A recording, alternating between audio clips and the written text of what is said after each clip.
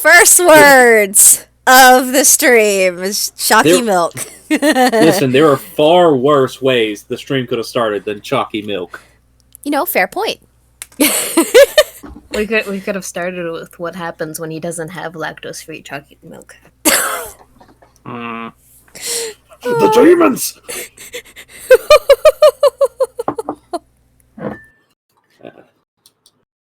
I'm drinking coffee, so I might end up burping at some point. Then you'll know the demons.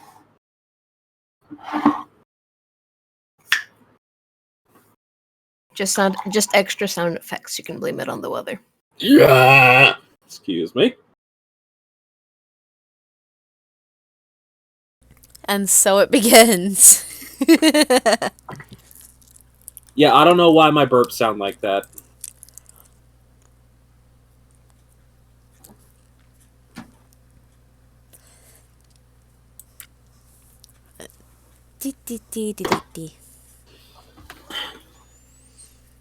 You know, recently I've been listening to the radio show What the Fuck Is Wrong With You a lot, just because I've been really bored while doing my job.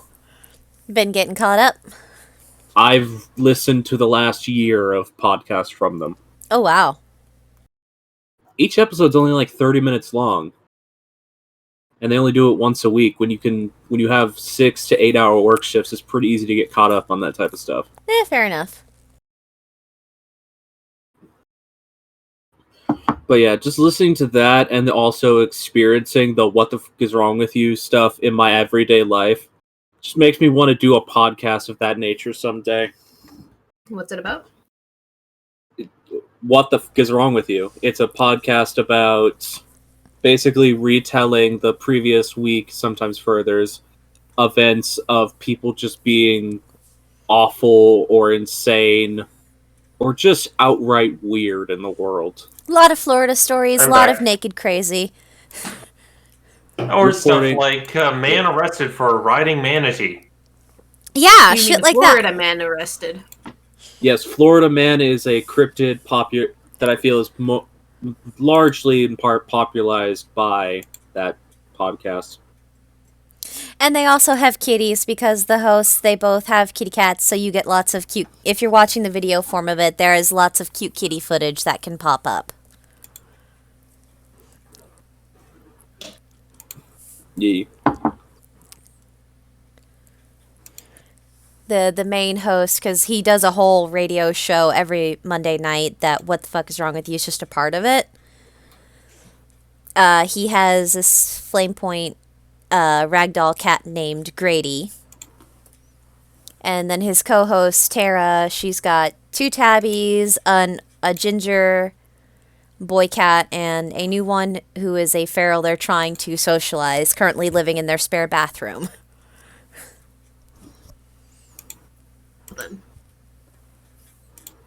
A lot of kitties. Yeah. I can't say anything. There's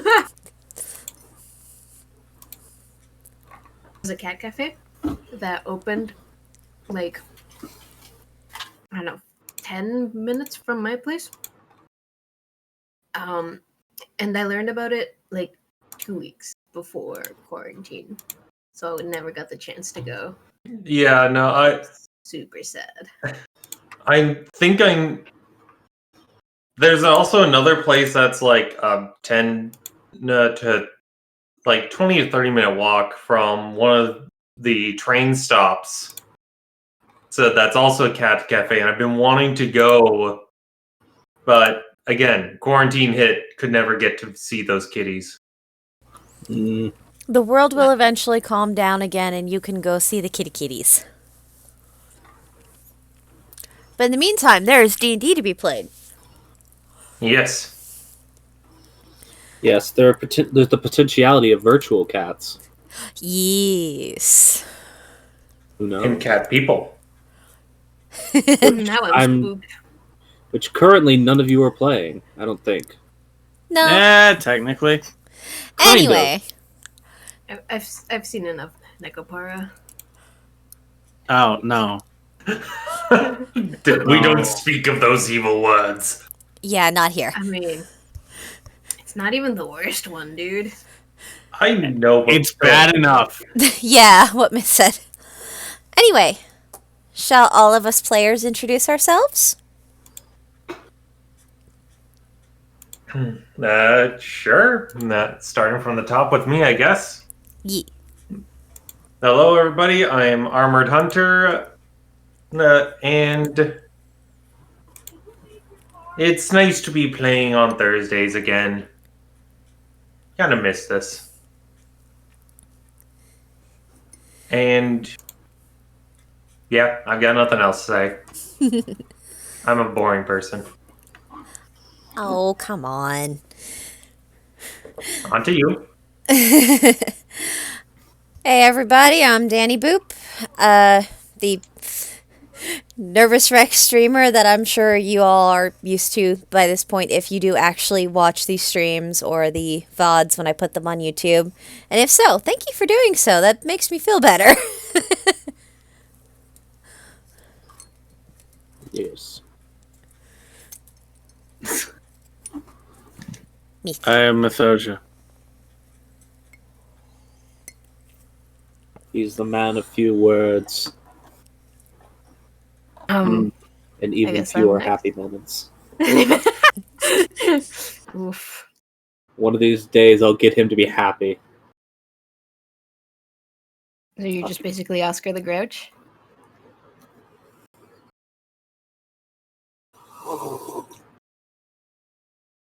I think that's no yes. comment. But yes, your turn now. I'm Redar because it's just easiest to call me Al. I'm new. Hello.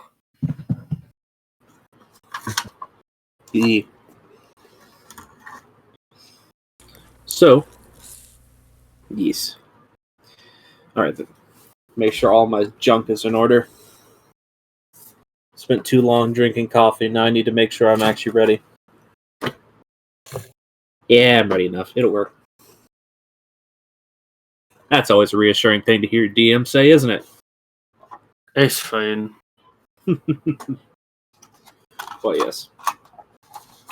And hello, everybody. My name is Ash, or Jim, whatever you want to call me. It's been a continuous string of confusion about what I should be called. Sorry. It's fine. I play it as a joke every week, but I really am not bothered by it. So, obviously, anyone who would be listening to this, it's a little different, because, simply put, normally we would have Scattered Realms on Thursday, and that has been moved to Saturday evenings now. Decided to try something a little new and a little different. So, without further ado, Roll20, you fucked me.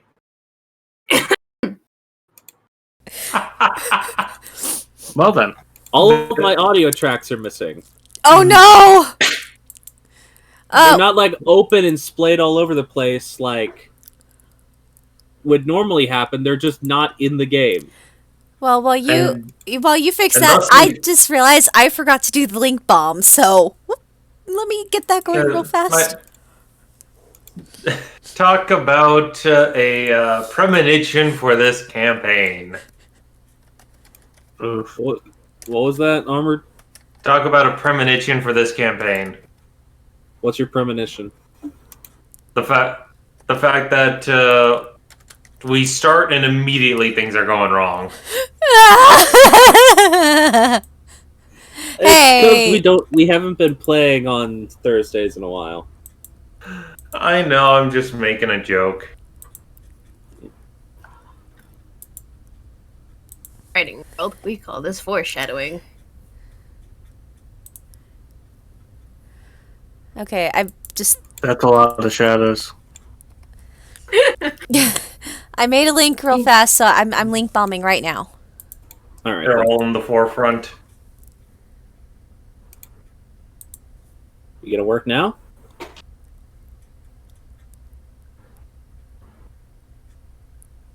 Come on.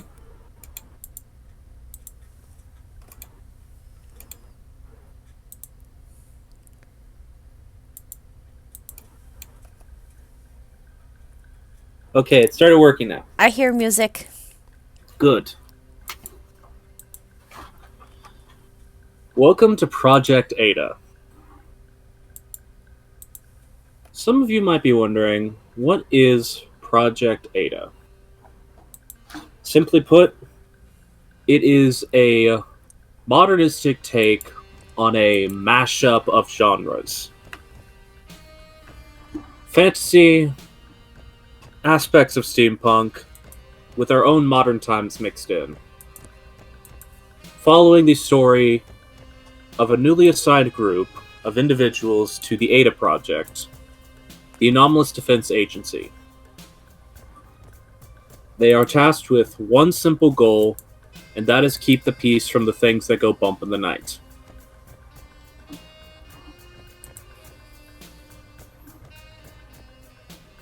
The viewpoint now is drifting down over the city streets of Crater City, a massive circular city that has been almost geometrically mapped out to be near perfect in its divisions.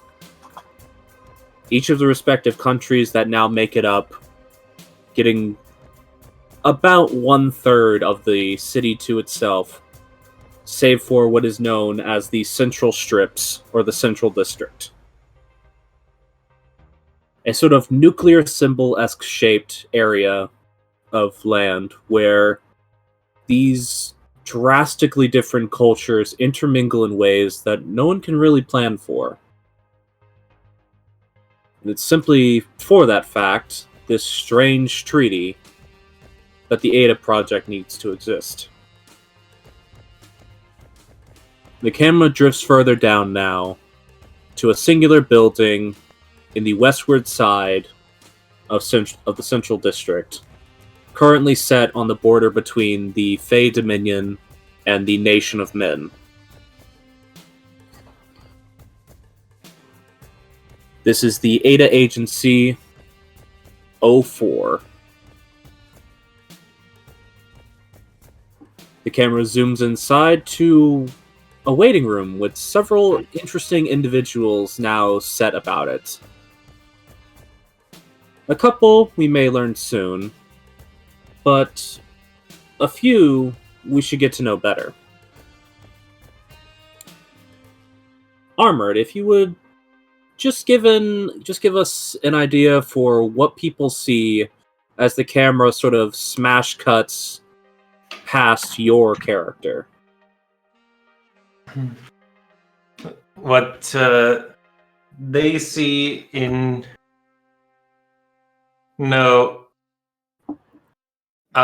just sitting on one of those awkwardly uncomfortable chairs, tail switching, is a large lizard folk with gray, almost silver-like scales running all over his entire body. A maw of sharp teeth and a fin ridge going down the back of his head and splitting to extend out on both sides of his flat tail. He wears a weird mismatch of modern day clothing that is torn in various places, while also having various kind of charms that are tied to his horns or to parts of his fins, as well as he himself is also wearing chainmail armor, making him just a big blob of gray. Fair enough. The camera pans a little bit further into the room, just past this large lizard humanoid creature, just sitting uncomfortably in one of those chairs that everyone knows has to be designed to make you just not want to sit there for very long. We all know the chairs. Make you lean too far forwards. Just make a bad time of it all. Moving a bit further into the room, and the camera now pans over Danny, your character, if you would describe them. Yes. At just a quick glance, he looks to be a half-elf with a darker skin tone, wavy black hair that he's got pulled back in just a quick ponytail because he didn't have time to braid it this morning. Just dressed in nice jeans, nice t-shirt. Well loved, clearly has had for a long time, brown leather jacket. And he just looks tired. Got a bit of that I haven't had enough cups of coffee today type energy. Yeah. Fair. I don't know if I should go into more detail, but If you want. It's up to you how much detail you want to go into, but if you think you're comfortable with what you've given, just let me know. yeah, well, just one quick thing of if you look closer in all of that black wavy hair, you would notice two very small kind of bone-colored horns sticking out of the top of his head.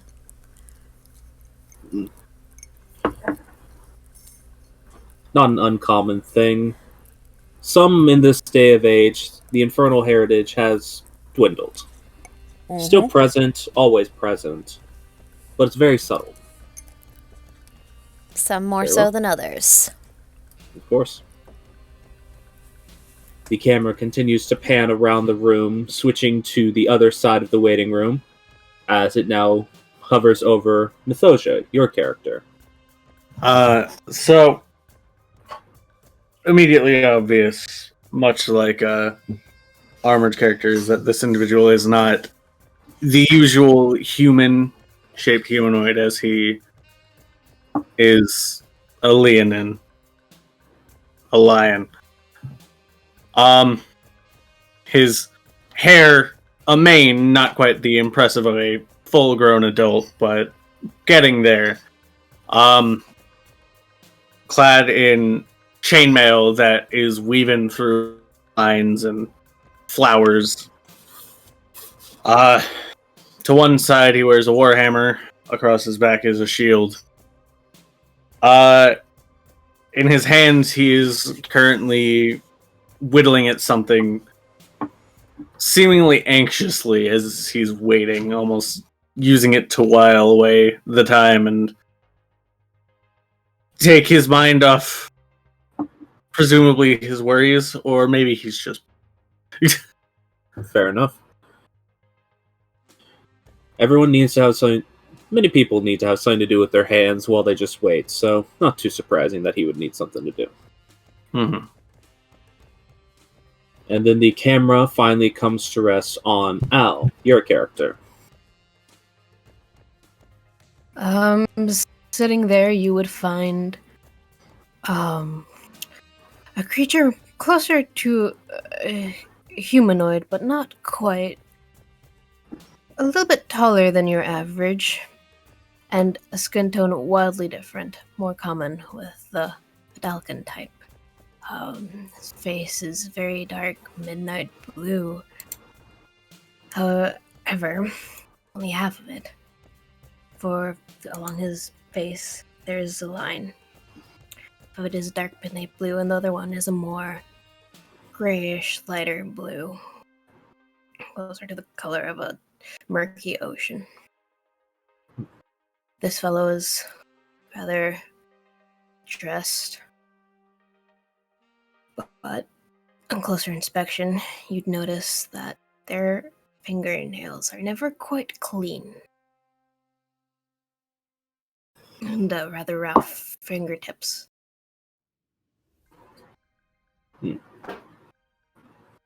So clearly someone who gets their hands dirty quite often. Yeah. Oil stains are quite hard to clean after all. In general.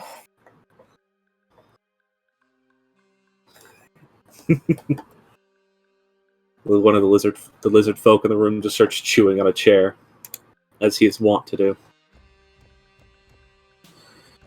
Each of you were, for some reason or another, via whatever path led you here, introduced to the Ada Project as a potential way to further your goals, while also potentially doing some good for the city that you all now find yourselves residents of. It's been an interesting thing, Ada. They haven't been around for terribly long. At least not by this name, depending on what you're aware of for pop culture references and or various sort of underground things. Either way, not a lot is known about Ada as outside of their mission statement of trying to deal with the various strange magical anomalies that crop up quite often in the Central District. But each of you, respectively, have been here at longest about 45 minutes to at shortest probably about 25. They had to wait for you all to get here, apparently, because you all are supposed to be conscripted together.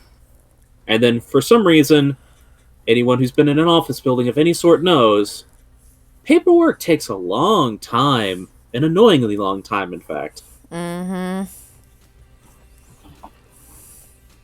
But eventually, one of the doors behind the reception desk opens up, and a average height, dark-skinned human male steps through. Alright then, okay. He's currently flipping through various pages on a clipboard. Sorry about the wait, everyone. We had to get these processed. Okay, if y'all wouldn't mind stepping back here with me. Let's see, 1, 2, 3, 4... Yeah, everyone's here. Come on. He just sort of waves a hand and gestures you all to follow him as he heads back through the door he entered through.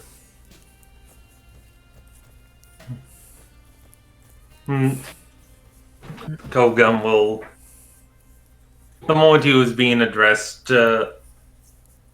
would stop gnawing on the chair and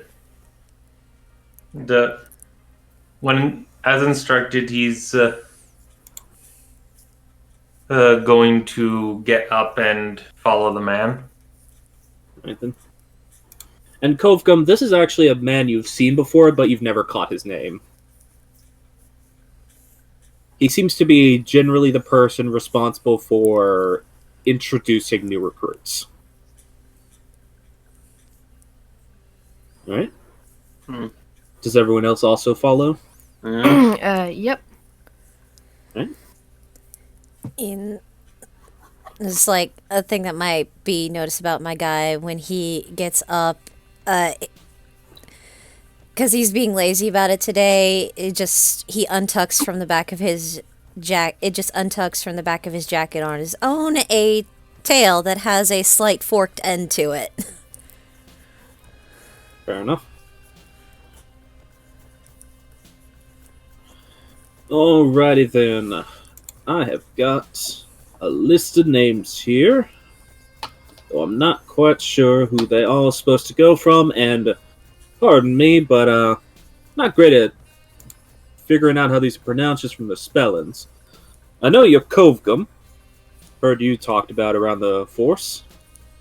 He just points at you, armored. What is your name? What has my name? been given to you? My name's Ben. Hey, Ben. Disconcerting as always. Alrighty then. See, he flips through a couple more papers. He like glances between Al and Danny, both of your characters. Rifum? That'd be me, sir. Oh, okay then. Good to meet you. We don't get a whole lot of tieflings reporting on the staff here. So it's always interesting to see one about. He just hands in pocket, shrugs. My boss from my other job kind of recommended I come here. Yeah, I heard about that. He's an old friend, at least to the chief, so not too surprising he'd recommend someone he thinks is responsible and, what's the word?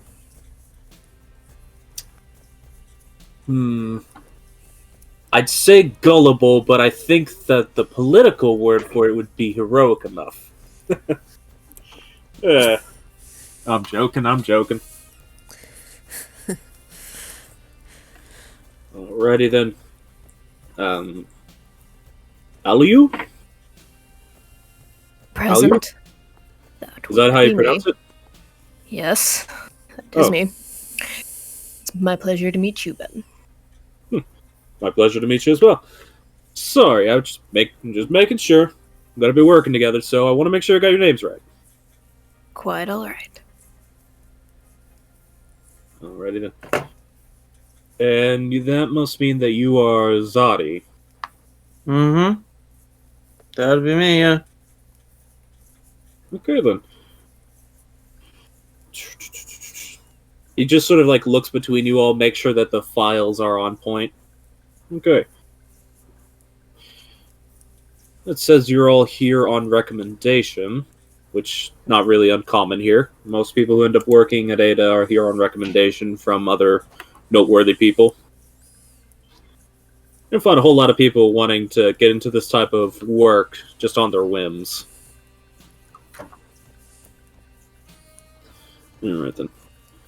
As he's leading you all back through the actual office part of this, you're seeing various rooms that's just, as you walk past them, they're just what you would expect of an office, just rows of doors where you can just look at and see people filing paperwork. Occasionally there's like one where it's people who are filing small boxes away into storage rooms. Off to your... That's all on your right-hand side. Off to your left, there are other various offices where you can just see people working. A little bit further down, you actually get to a point where there are a couple of what almost look like interrogation rooms, but no one's currently in them. Just like... So...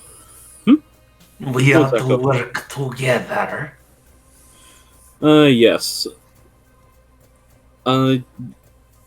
Interesting thing. It's really convenient you all got recommended to work now, because we've just now gotten a position open for a full unit to be formed. Good. We shall have good hunting together. Well, that's convenient. Well, I hate to be the one to say it, but that's usually how it works here. Something probably happened to the last one, didn't it? No, we don't have any... Haven't suffered any big losses recently. We're just forming a new unit. City's big. We got to keep a lot of eyes out. We just Yeah, happen to be okay, the okay. lucky ones to be recommended when you were forming the new unit then, huh? It's more like we were looking for applications, and it seemed like a couple of our choice individuals happened to point some people in our direction. It's always nice. Were Okay. we the only recommended ones?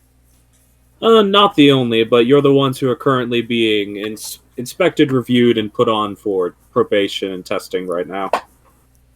We have a couple of other new recruits, but they're not quite ready to be signed on yet. Testing, you said. Of course. This isn't a line of work where you can just sort of jump into the deep end. It can be pretty dangerous. Now, I Does this say mean we that you're lose our going to be names? thrown into the deep end, but...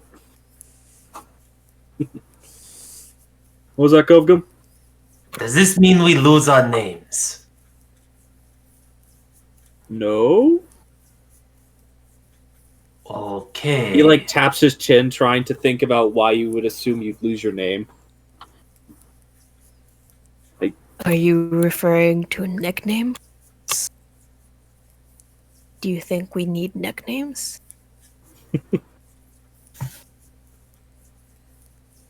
Oh, Well, no. Well, I can tell you that you all are currently this branch of it. You're Ada Branch 04's 5th unit. If you want to come up with a flashy nickname for yourselves, that's up to you. I would personally recommend waiting to make sure that you're all going to be staying stationed together before doing so, though, because it can get pretty awkward if you have to bring in some new people for a nickname.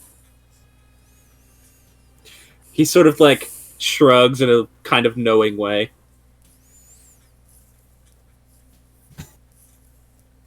Anywho. Alright then. We're going back to the tech department now to introduce you all to the chief. The chief of tech? The chief of the department. Yes. Both Captain Lionel and Chief are very interested to meet new recruits whenever they come in. Govgum, you've met Leon before. Yes. Alright then. Yes, and I would recommend being on your best behavior, Govgum, because Chief is still on kind of thin water with you since the last time I heard you tried to eat the staff mascot. I'm sorry, what? No one told me that it was claimed. You all currently watch as this almost beach ball sized and shaped cat just runs past you all. There it goes. I'm surprised that thing can run. Yeah, we are too. That It has so much meat. Did No we one- both see the same creature? That looked like all fat to me. You know, you'd think it would be, but at the same time, it's pushed over several filing cabinets. Rython just wondering why very you- quietly under his breath. I want to pet it. But why would you want to eat a cat? Just imagine It the is slow meat. lizard head turn. Yeah, just the slow turn of what are you talking about? It is meat. It is. Well, I can definitely see why some people might want to eat a type of kitty. I'm not sure if I should take that as an innuendo that you just made, or if you just want to eat the mascot as well. I don't know. That's an and innuendo. I think we probably shouldn't be keeping them waiting any longer. Yeah, I mean, you all have been walking this whole time. Actually, I'm gonna Fair point, but do a quick check of something.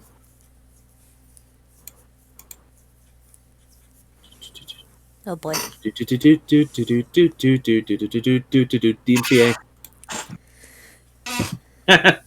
Kovgum, I'd actually like for you to make a dexterity and/or strength saving throw of your choice. I'll go with strength. All right. Not 20. Let's rock. Let's go. All right. First rule of the game! Makes sense. Yeah, as you all are talking about it, you just hear a... And Kovgum, you feel just a sudden sharp thwack in one of your legs. And you just look down and see this fat, rotund creature just like sitting on its butt, dazed looking, as it's just ran full speed into your leg and you didn't budge. Just pick up this beach ball. Probably weighs about 25, 30 pounds. Just holds it up in both scaled hands. And just stares at it, not sure what to do with the situation. I am surprised that you are still standing after that. Well, if anyone wants to pet it, you're going to get this one chance, and then it's going to run away. Ryfon's like immediately just hand out trying to pet cat. Just Hey, awkwardly I wanna pet the hold cat, cat too. over. It is as soft and warm as you might expect it to be. It's like placing your hand against a fleece blanket, but a fleece blanket that just came out of the dryer. Oh, damn, that's nice.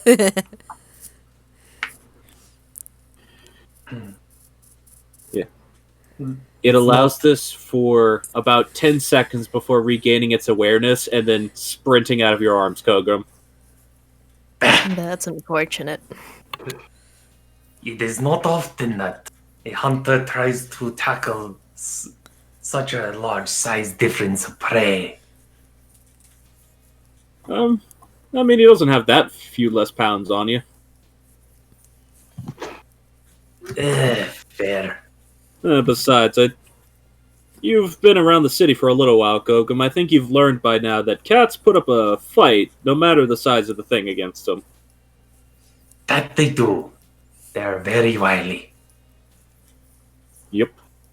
And that is why we found you. Anyways. Okay. Alright, so.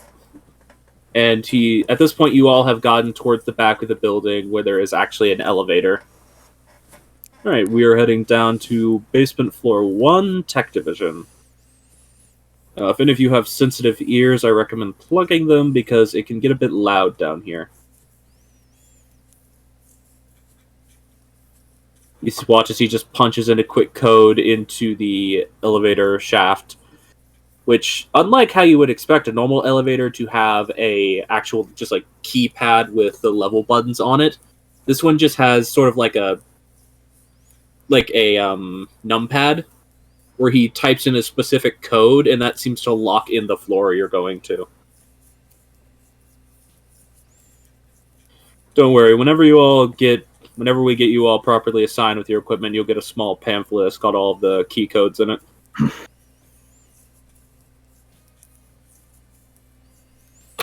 I don't suppose you have a less ancient form of communication than a pamphlet. Do you want me to text it to you? I mean, That would be very wonderful.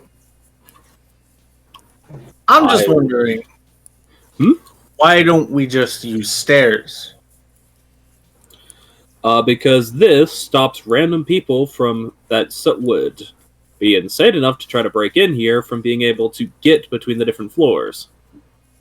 I mean, there is still a staircase for the sake of emergencies and the like, but that is also locked off behind employee use only. Okay. If you would like to use the stairs, I can direct you to the stairs. Yeah, we're here now. Okay. We have picked up some eccentric ones today. That's not a bad thing, though. I just picture he says that as behind his head there's just Kogum doing the awkward lizard smile, teeth showing. The smile that looks more like an intimidation attempt. Yes. Very Dorohedoro of you. Dodohiro. That is such a hard anime's name to pronounce. But it's a fun anime. Big women. Only because you can't pronounce ours. I can pronounce an R, I just can't roll R's. Now leave it alone. Anyways. Alright then. But yeah, he punches in the number, and once you all are onto the elevator, it starts lowering down. It feels like it goes further down than you'd expect it to. Like, you're in the elevator for a weirdly long time to supposedly only move one floor. But once the door opens again, the sounds of a mechanist shop just suddenly fill your ears. Just loud banging, and the sounds of power tools at work. Yeah. Yep, I warned you. Yeah, this is where all of the equipment for large-scale ADA organizations and task force are repaired and maintained. Yeah, this is where our vehicles are maintained, where our actual assault equipment is maintained, and other things. So yeah, you're going to want to make sure everyone down here likes you, because they are the ones who keep your crap working.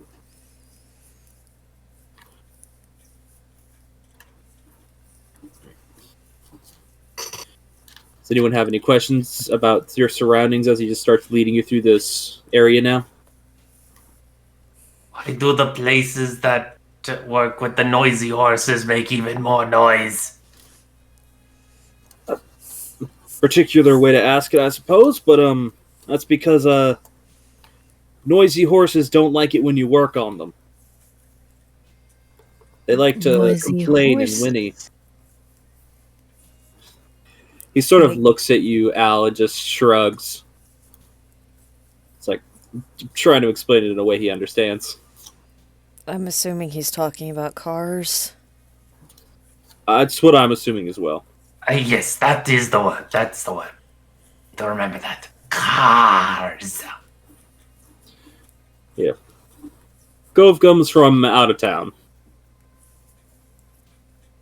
So then he got into town without a car? Yeah. It's not that uncommon. It's a pretty long walk. Actually, I don't know how he got into the city at first. Yeah, Never actually got that was- explained to me. I was in the car, and then I got Okay. out, and then I got into the city. I do suppose that would be the chain of events. Alright then. It was a very big one. Oh yeah, okay. Yeah, I remember. Yeah, I remember Leon talking about that. Which, by the way, yes, the character's name is Leon. There's no coincidence with that with other naming things. Sorry, Danny. It's all good. Alrighty then. But yeah. Leading you all hold on. further... Sorry? I entirely forgot Danny's and Myth's character names. Can you read them, please? Sorry. My character's name is Rifon. Thank you. Sorry. Thank you. Sorry. Don't worry. I usually ask you all to change your names to your respective characters' names on Roll20. But it's fine if you don't want to. I'll do that. It makes it easier to pronounce. Some people have taken to calling me Cove. Don't know why, but it's easier for them, so I let them. Well, cove is a word in the common tongue. So people kind of understand it a little bit better than Golfgum. Or Golfgum. People get weirded out with letters mixed with each other.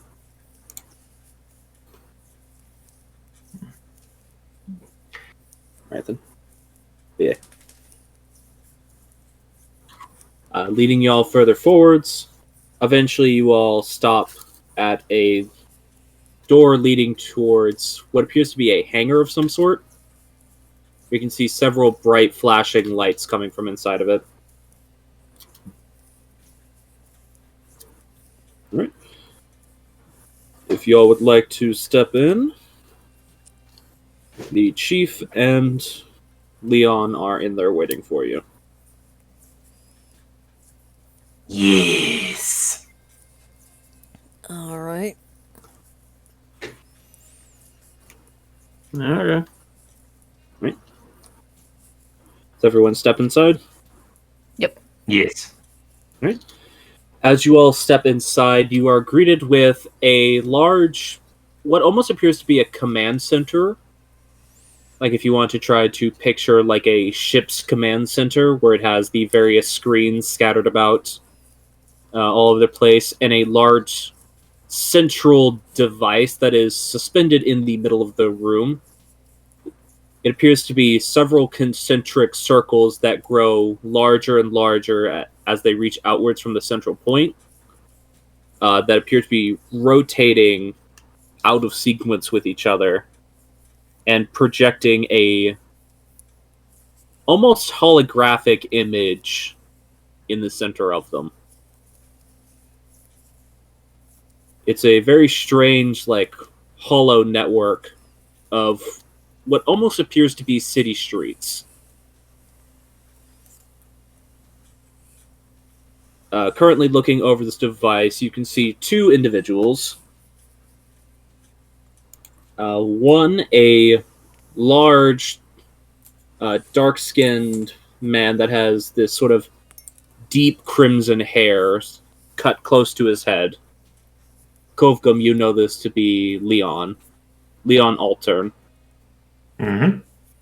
And another individual standing to his side, considerably smaller. Still human, or this one is also human, much like Ben. Looking at Leon, he actually appears to be an elf or maybe a half-elf of some sort. But Chief, as he keeps being referred to as, appears to be around a 5-foot-tall man, not particularly physically imposing. At least from your first glance as you're seeing him from behind.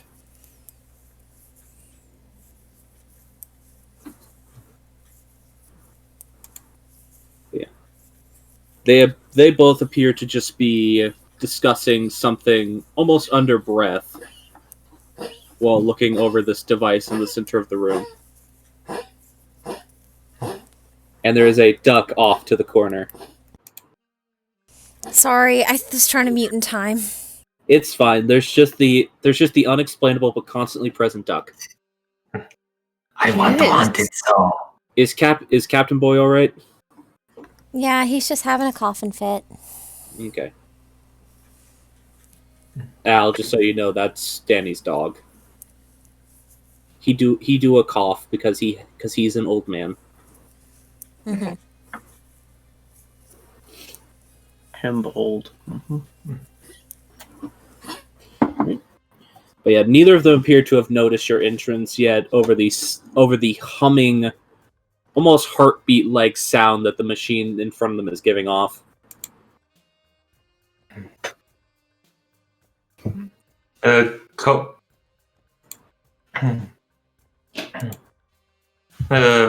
Kovgam is going to just wave and exclaim, "Hello, Leon. Hello, Hunt Leader." Hmm?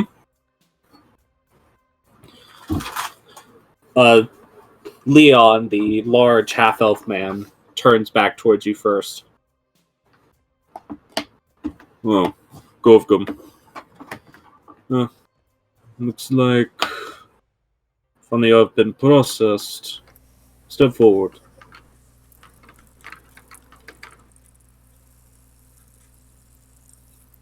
And this half-elf man just sort of gestures for you all to come closer.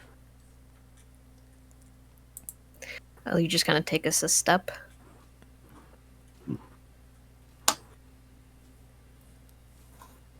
Mm-hmm. Yes, I do think that we can potentially get a bit more out of this by just adjusting a couple of measurements here, making sure that the device is perfectly functional. And Leon, what are you doing? Who are you looking at? Oh, what? Oh, new people. Oh, okay. Hello. Nice to meet you all. Chief, as you keep hearing referred to as, turns towards you all to look at you. You just see this. There's no better way to put this. He is a nerd. He looks like a nerd. There are thick glasses perched on a very large, bulbous, and clearly has been broken before nose. Is actually probably been broken enough times that you can see that it's somewhat pointed off to the side. Never quite set back into place right. But he's just generally very out of place looking amongst all these seemingly very militarily trained individuals you've seen walking by you so far. Oh, yes, of course. So, you all are the new group, it seems. Out with it, out with it. Your names, tell me. I'm Elu, sir. Alright, Alu. Alu, you look to be a bit more mechanically minded. I like that. I like that in a person. Yes, sir. Alright. Big lizard boy, I've met you. Yeah. Ah, yes, you're so charming. You remind me of my pet iguana that I had years ago.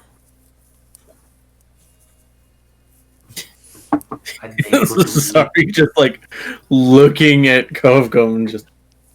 I'm sorry. Yes.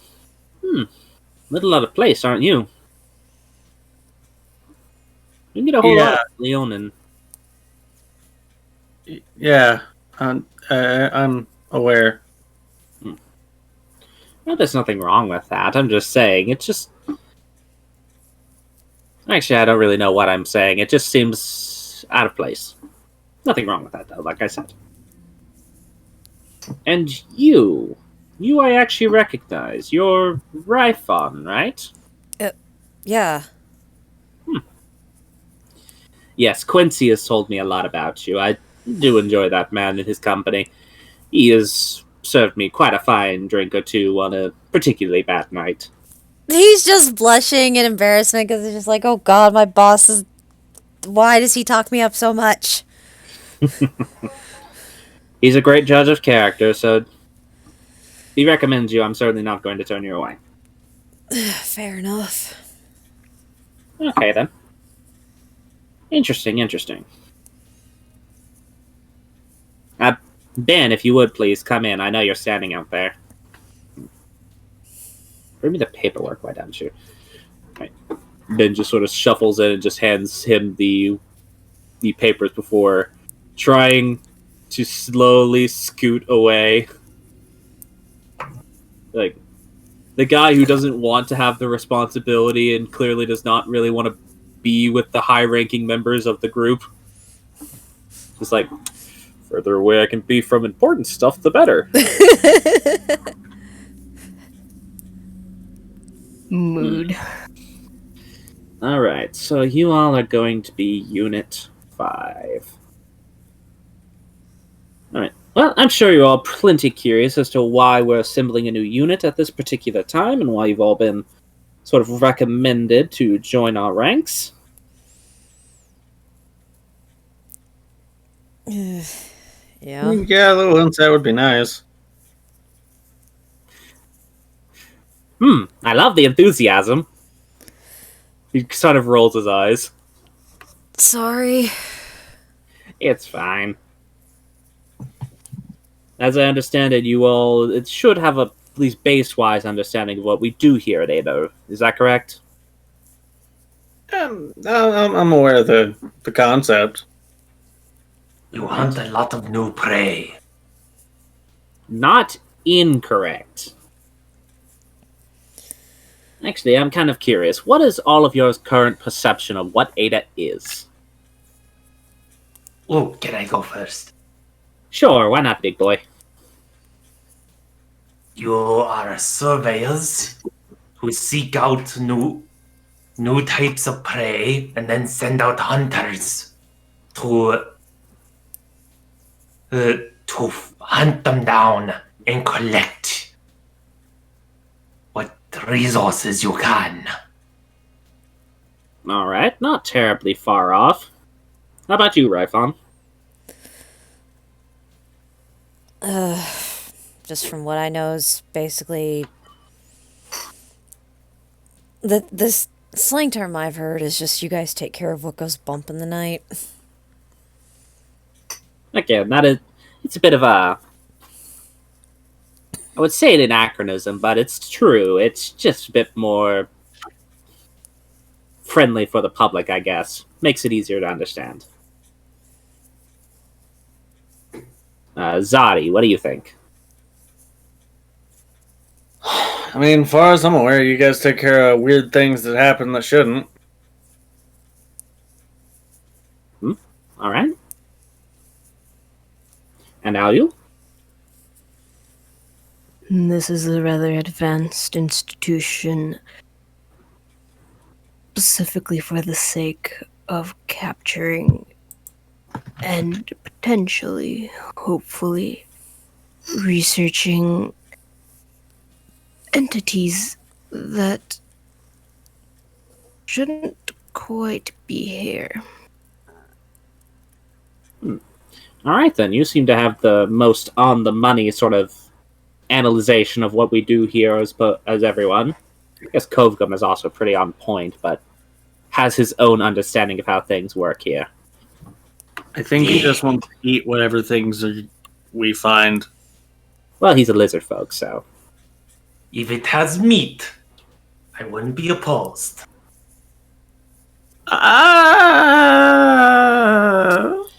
I don't think this is the type of meat that you're going to want to consume.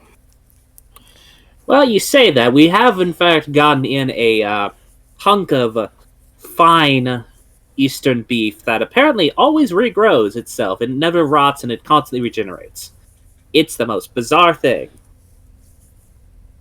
Of course, every time you partake of the steak, you have a 1 in 100 chance of spontaneously combusting, but there's risks involved in every piece of strange, anomalous magic we come across. Okay. Meat So that's that sort of the claims idea. itself. That's sort of the idea. What we do here at Ada is simultaneously the work of both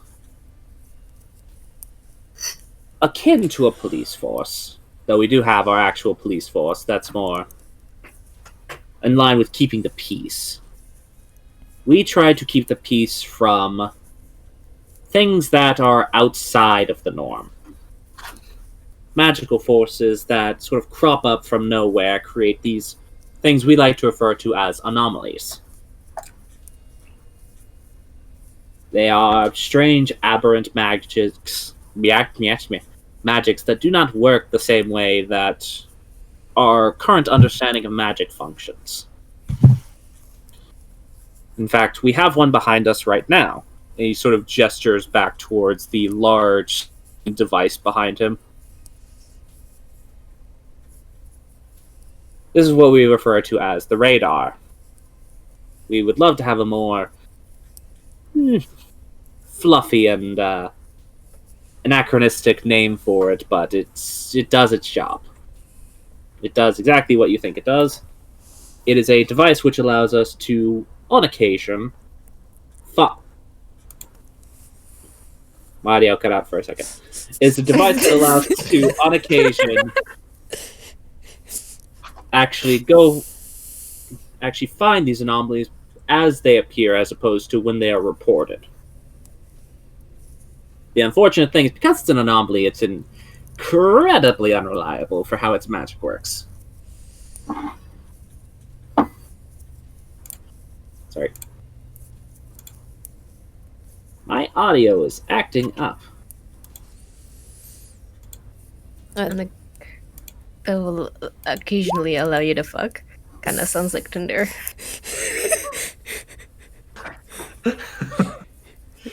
I did not say that the radar allows you to fuck.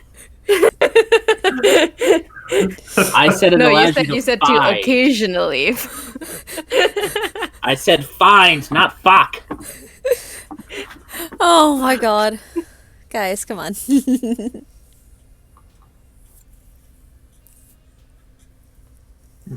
I heard that.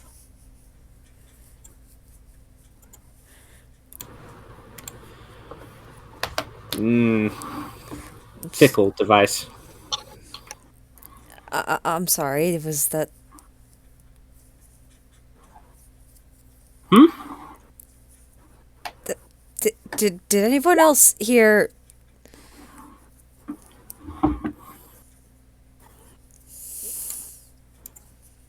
Did anyone else hear me? Yeah.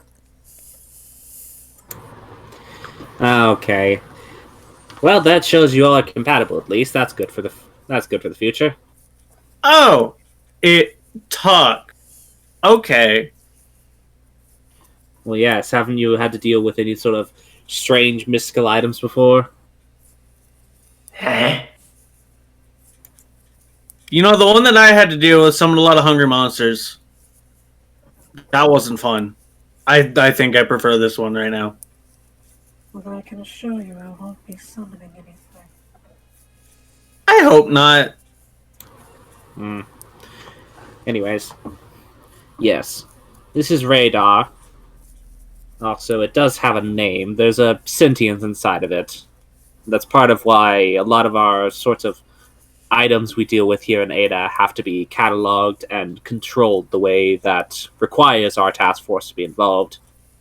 A lot of these aberrant magics actually have a sort of intelligence about them.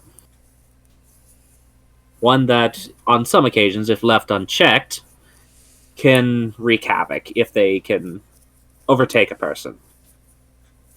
So A lot you of them are not can benevolent. contain these. Yes. Some of them have different containment procedures depending on the actual threat level they pose. We'll be going over the threat levels with you, but it's fairly simple. But most of them we can contain, and those that we cannot contain can be destroyed.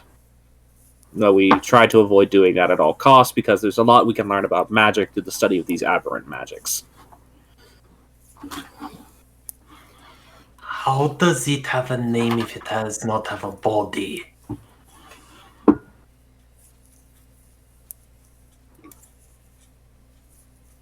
I do have a body. You're looking at it.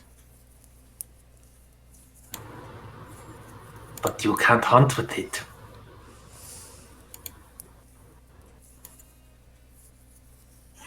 Nor could you hunt if you were to, say, lose your arms. I would use my teeth. Anyways, there's no point to that. Still, that aside,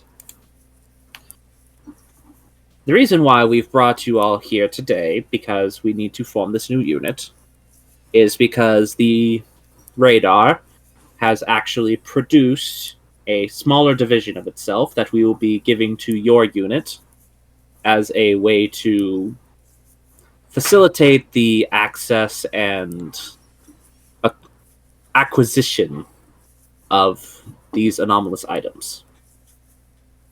As I just mentioned, though, these aberrant magics have a bit of a personality to them. We'd love for these to be completely autonomous and be able to act on their own will, but we don't know what personality this one has yet. And he sort of reaches back behind him and pulls something out of the control panel behind him. It appears to be this long cylindrical tube that almost looks like a bracer. It has a screen on the upwards facing side and a sort of keypad input right below it. I'm curious, does any one of you want to step forward and take this? I would gladly love to, please. All right, then. Actually, I don't mind that. You're the technologically minded one, I can tell, so go ahead, try that on. Ah, yes, a new toy. So you step forward? Yep. Alright. The device he's currently holding, as I described before, it appears to be a bracer that would cover most of one's forearm, but it is just a sort of flat, almost sheet of metal that does have that screen on the upwards facing side, and what would be inwards facing you with the screen facing up has a small keypad. The screen on it is currently dark, though. When you go to slide it onto your wrist, initially it's too large, but it actually shrinks and conforms down to your forearm. Almost molding itself to your body, it feels. It doesn't like fuse to you, but it takes on a shape that make itself comfortable on your arm. Whoa. Is this technology magical in nature, or is it more mechanical? Yeah, a little bit of column A, a little bit of column B. That's kind of the interesting thing about radar. It's a bit strange. And this one supposedly has a different personality from... Yeah, Star. Yes. I keep forgetting that. You like being called Star for some reason. Yes. Star, the radar behind us. This, I guess you could say, is technically one of its children. It has produced several of these small AIs that are capable of performing its same function, but on a smaller scale. As well as, on occasion, being able to produce a hard light replica of its perceived internal form. The unfortunate thing is these devices are very fickle, take a lot of power to run, and generally speaking, are unfortunately unreliable. Still, though, until we can fully assess its personality and general temperament, we are going to need it to be functioning alongside your unit whenever you go into the field, so we can get an idea of how it functions. As well as on the occasion when it is properly and fully functional, give you some useful input for how it's going to run. When it's not fully functional right now? Yes, unfortunately, much like Star herself, yes, you'll have to learn pretty quickly that some of the technology here, due to its sentient nature, we should refer to it by names rather than codes or functionality. It can get a bit annoying.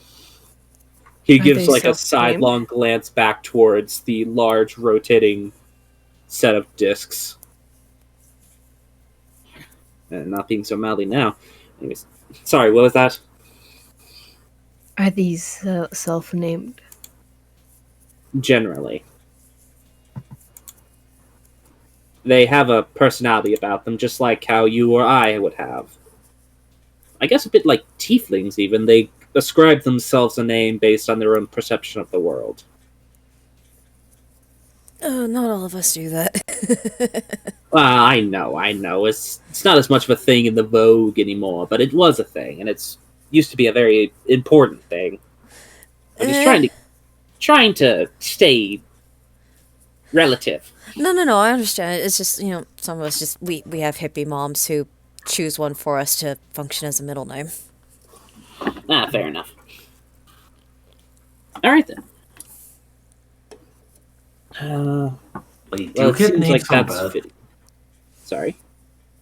Wait, do you get names from birth?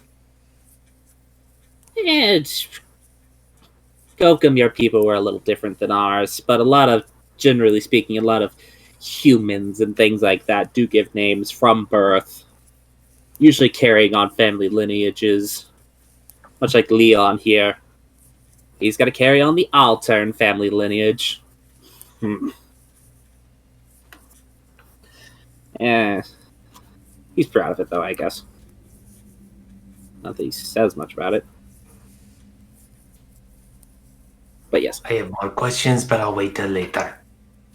I'll go ahead and ask them now. I'm not typically the one that has to go over this, but I happen to be the one working right now. Normally it would be Leon, but Gokum, Leon, he's not very talkative.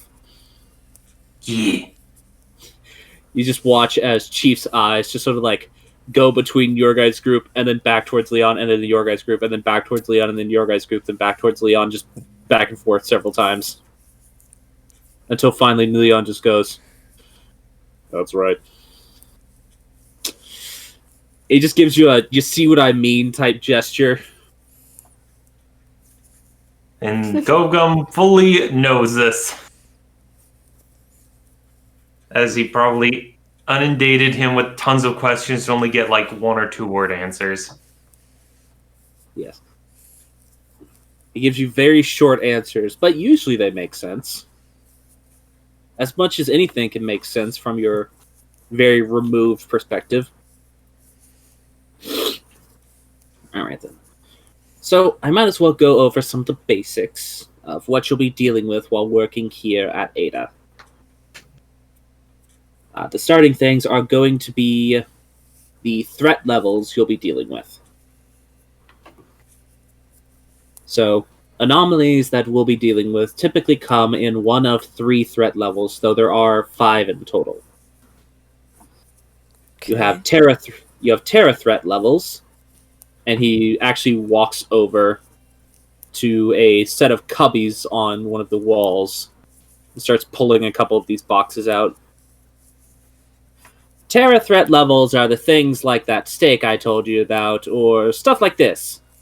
He pulls out just a small box full of bouncy balls. Things that inherently don't pose much of a risk, don't have a higher level type of sentience to them, but are merely magical items with unpredictable and potentially dangerous effects. Like these are, in fact, bouncy balls that do not lose momentum when they bounce, and can only be stopped by outside force. Can I throw one? You saw as he was getting ready to throw it himself, but it's just like, alright, and just hands one to you. Just don't throw it at a person. Okay. Make sure you don't throw it at Star either. Star won't get hurt by that thing. I wasn't going to. And he just does a full 180 and throws it. Do you just throw it at like a straight line at a wall? Yes. Alright. Does he literally just throw it straight at like a flat wall facing him? You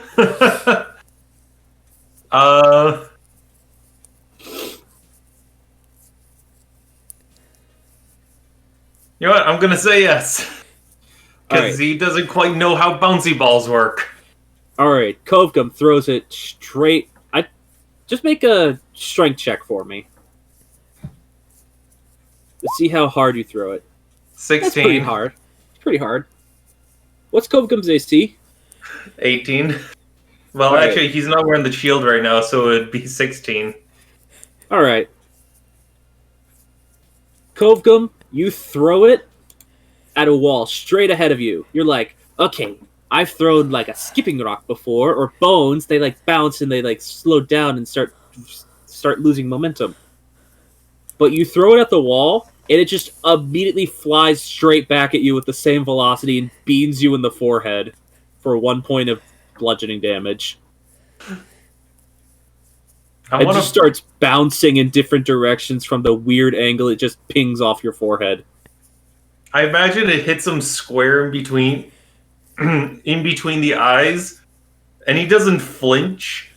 Just more his expression doesn't change, and then as it's causing chaos around him, ow! Yes. All right. Okay. Someone catch it. It will not stop. I can try. What would it be to try to catch this thing? Dexterity check. Dex check? Yep. Okay. If my mouse would cooperate with me and go into the freaking monitor... sorry, my mouse is... I got 3 monitors and they're weird and... Okay, Dex. Nothing doing. Yeah, you try to like snap it out of the air and it just... You like go to grab it and again, you're like... You expect it to be slowing down as it's bouncing even though you've been told otherwise. Because you still expect it because that's how things work. You like go to grab it expecting it to be in one position. It just flies straight through your hand as you close your fingers. Just keeps bouncing.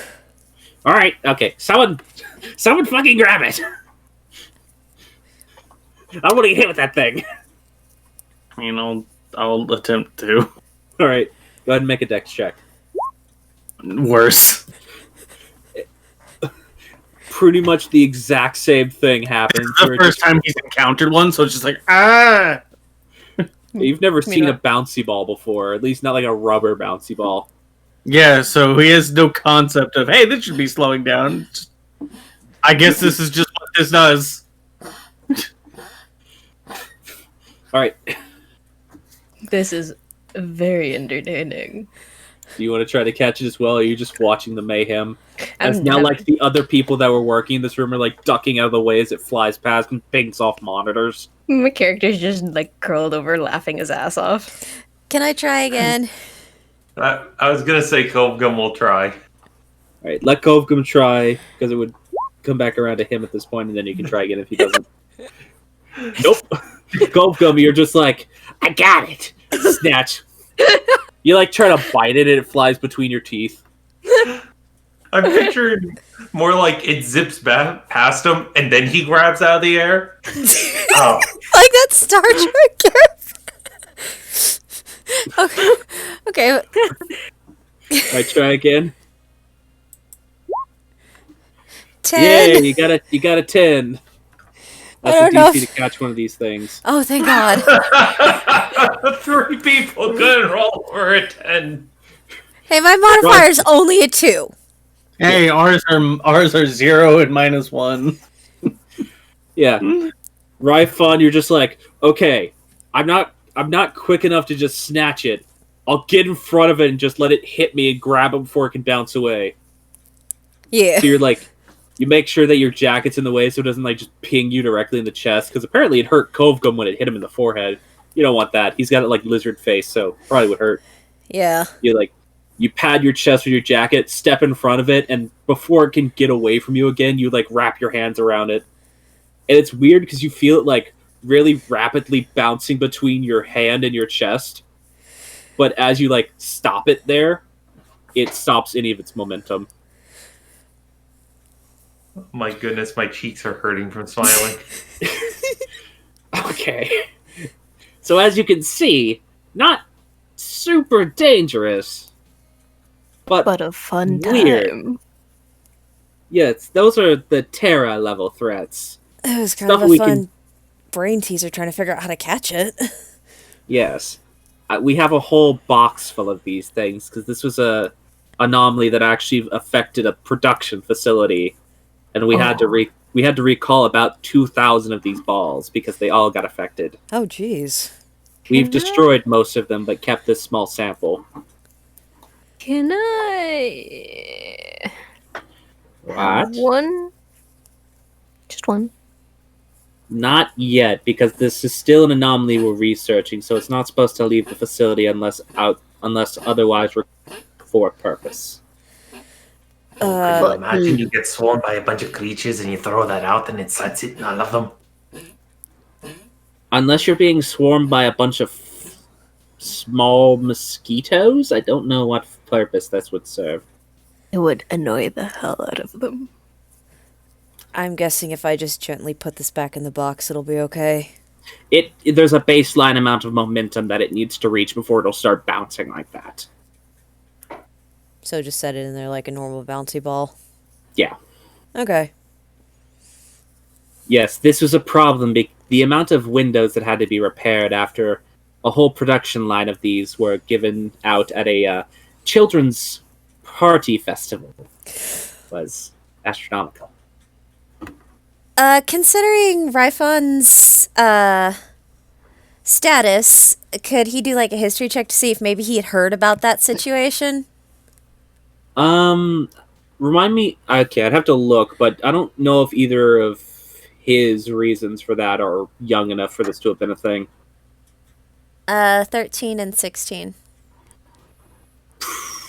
They're probably a little too old for this. You could still roll it, but because he probably might have still heard about it, but maybe not actually involved his kids. Okay. So yeah, go ahead and make a history check. Okay. 15. This actually happened about 2 months ago. It was like in the height of summer.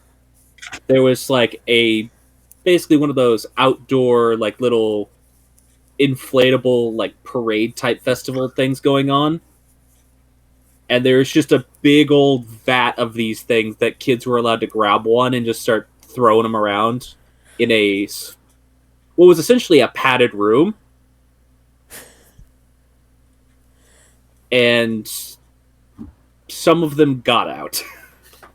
I just remembered another reason he would have probably had maybe a direct. Just say it out in roleplay because it'd be more organic. She's like, "Oh, I think my baby sister was there when that happened." Yeah, I hope she's alright. A lot of kids got black eyes from this. She's surprisingly tough. Talked to her afterwards. She thought it was freaking hilarious. Fair enough. That would be All right. great reflex testing. That's actually not a bad idea. We'll have to consider that. There's only about 100 of these things left, so we'll think about it. If you want to put in a request, by the way, Aliu, you can. I can't guarantee you'll get one, but you can put a request for any of the basic level rarity items that we have, and then see if you can get them. Is there a limit to requests? You can put in as many requests as you want to, but we typically will only give out 2 to 3 on loan to an individual agent at a time. And they, again, have to be within reason for what you're currently working on. These are still considered to be dangerous and unlicensed magical items, after all. And that's kind of a big no in the city.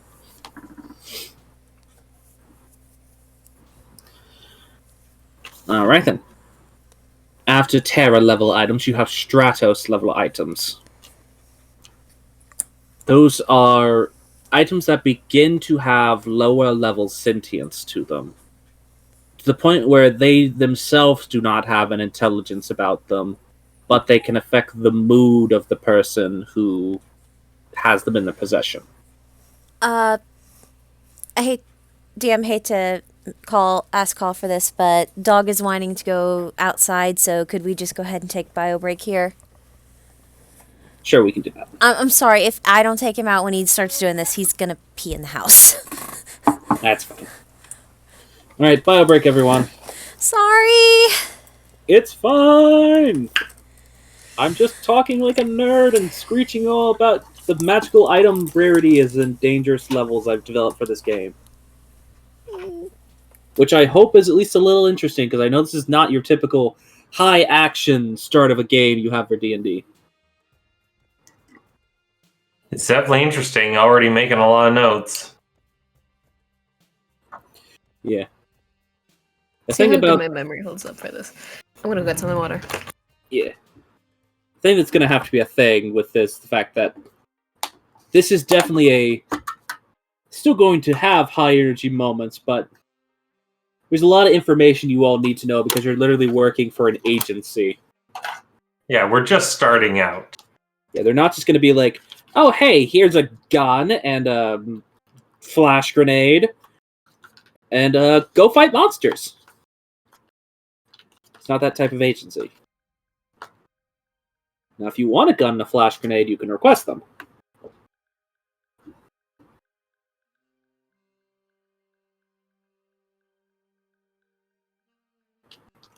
Ah, yes. Gun. Those loud sticks that are able to launch tiny arrows. Egg rolls? Arrows. Oh. I just said If they launch tiny egg rolls, I would want one. Because, yes. I almost think Kovgum would assume that bullets are like teeth being fired out of a very aggressive mouth. Pretty small aggressive. Or more like thorns or stingers being launched. I just say because to not super familiar person. Bullets do almost resemble small metal teeth. That they do.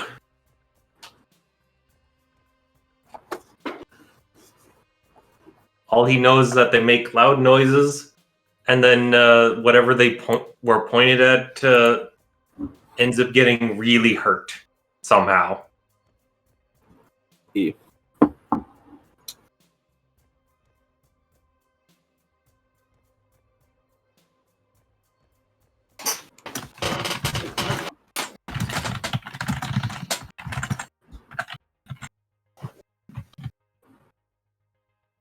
So how's everybody doing so far?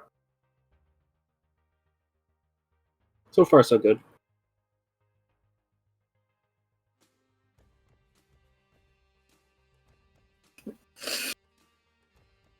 Can I you hope can go- y'all hear can y'all hear Star's voice okay? I can barely hear it. It's quiet. Okay.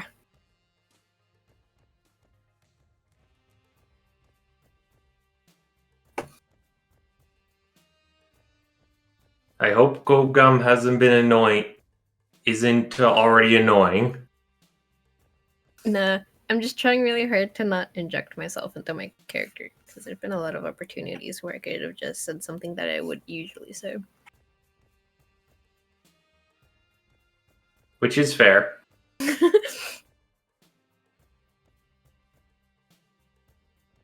When you said how can you hunt without a body, I really needed to stop myself from saying how do you have a brain without any brain cells?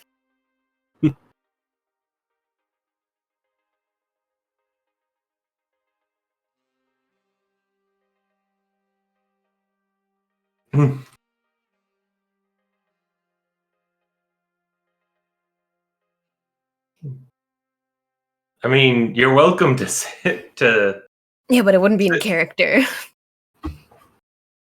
fair.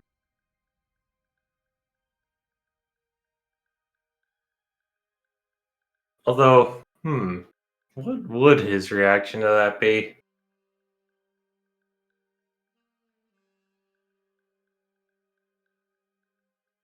Can't think of anything snarky off the top of my head. Is he usually snarky? No, I'm usually snarky. Oh.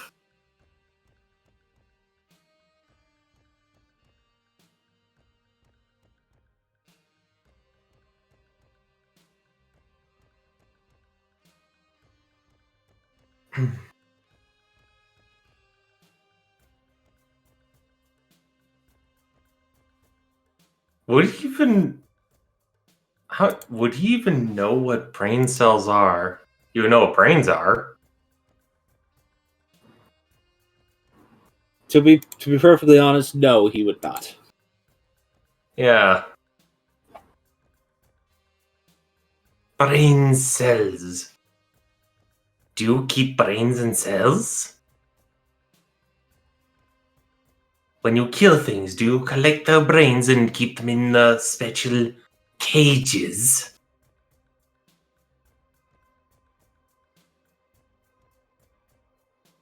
That like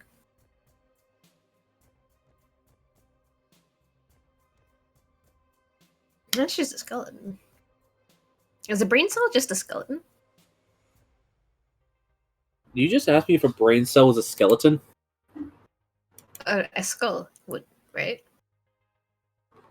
If a brain cell is just a holding place for a brain, that's just a skull. A brain cell is just a skull. No, your skull is your brain's armor. Shit armor, dude. Listen. Your most vital internal organs have armor. It's your skeleton. I'm You then pretty equip sure. your I'm pretty skeleton then sure- has armor of flesh. I mean, it's more like padding than armor, isn't it? I mean, technically, it is leather. Yeah. Listen, I think armor is just defined as anything that is defensively placed over top of something that needs to be defended. I don't think skin is very defensive. Now you say Skin- that, but the amount of people who get stabbed and or slashed with things and then somehow don't die from it, and Yeah, don't even Skin somehow get is injured from it. surprisingly more defensive than you would think. I mean, it defends against like bacteria and the like, but and like chemicals and stuff. But like, if you get stabbed, that's more like what matters then is where you got stabbed. I've been stabbed quite a few times. With a knife? Yes. Oh, okay. With the intent of murder? Well, with the I don't know intent what of the harm? person was. I don't know what. You don't stab a person without the intent of harming. Well, no, you do. That's what surgeons do. Mhm. Well, that's more of a I slice. would describe that as stabbing. Like Myth just said, that's more of a slice. I've never had surgery though. But I you've guess gotten technically I have because I've had my wisdom teeth removed. I am not a surgeon. Even if that process was essentially putting clamps into my mouth and then pulling out my wisdom teeth because my roots were completely straight. That's still technically a surgery. I don't think my wisdom teeth have even appeared. Because I have low wisdom. Maybe that's why. Probably.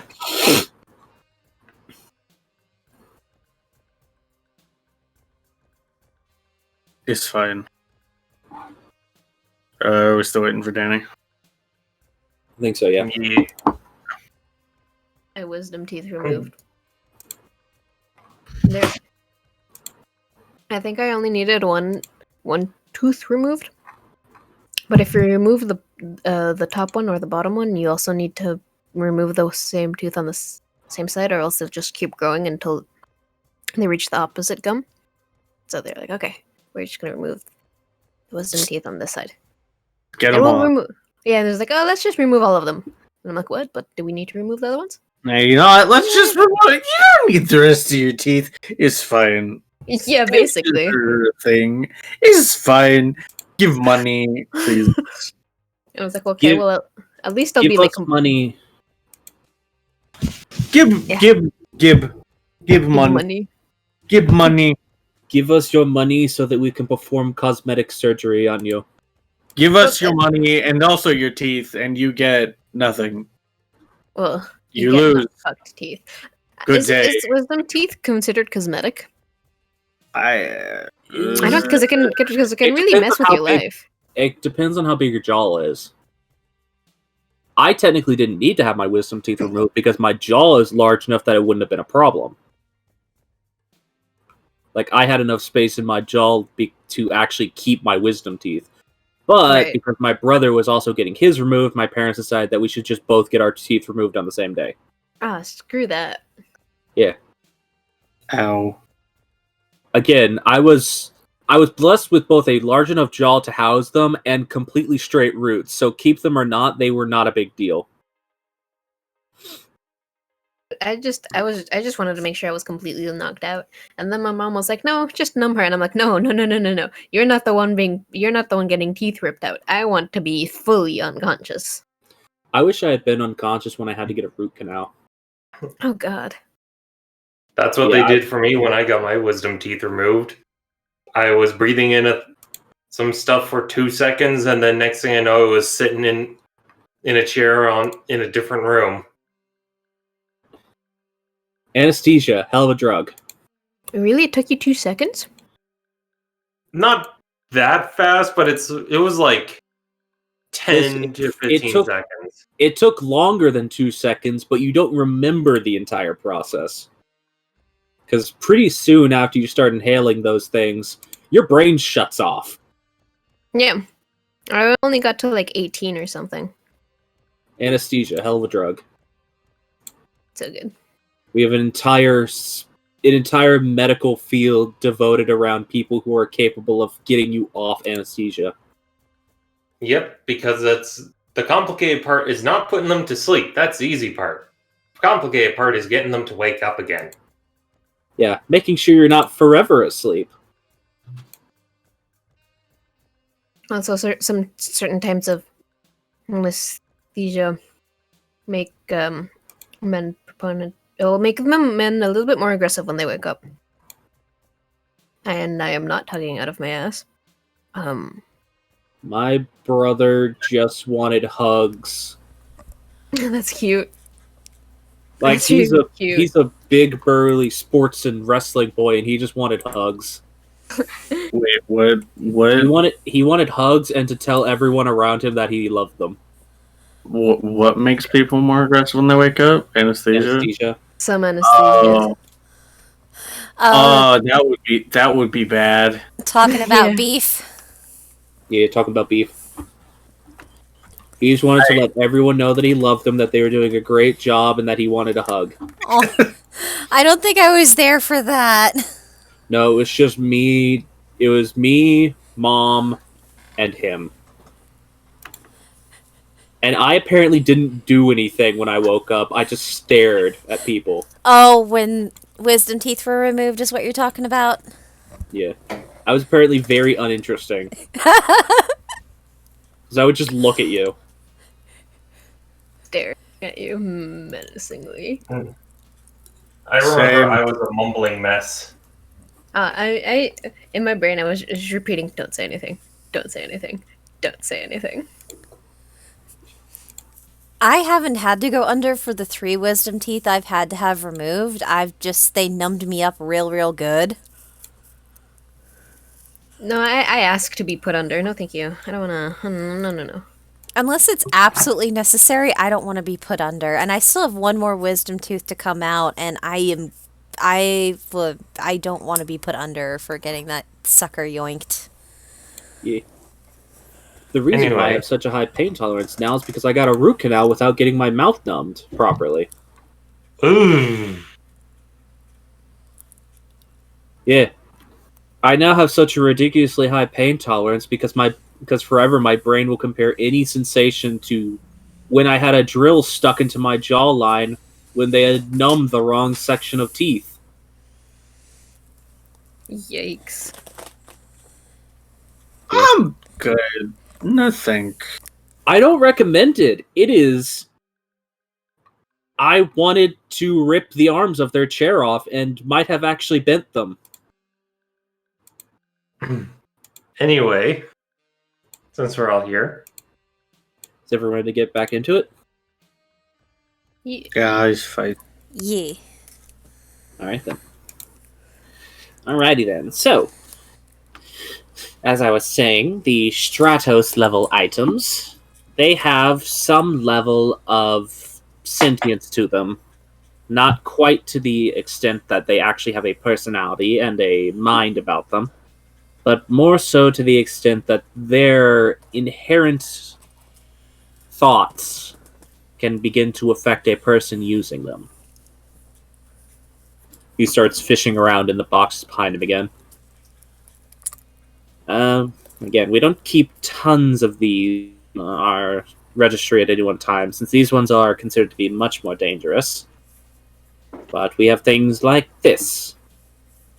And he pulls out a small box that is holding a very simple wooden wand inside.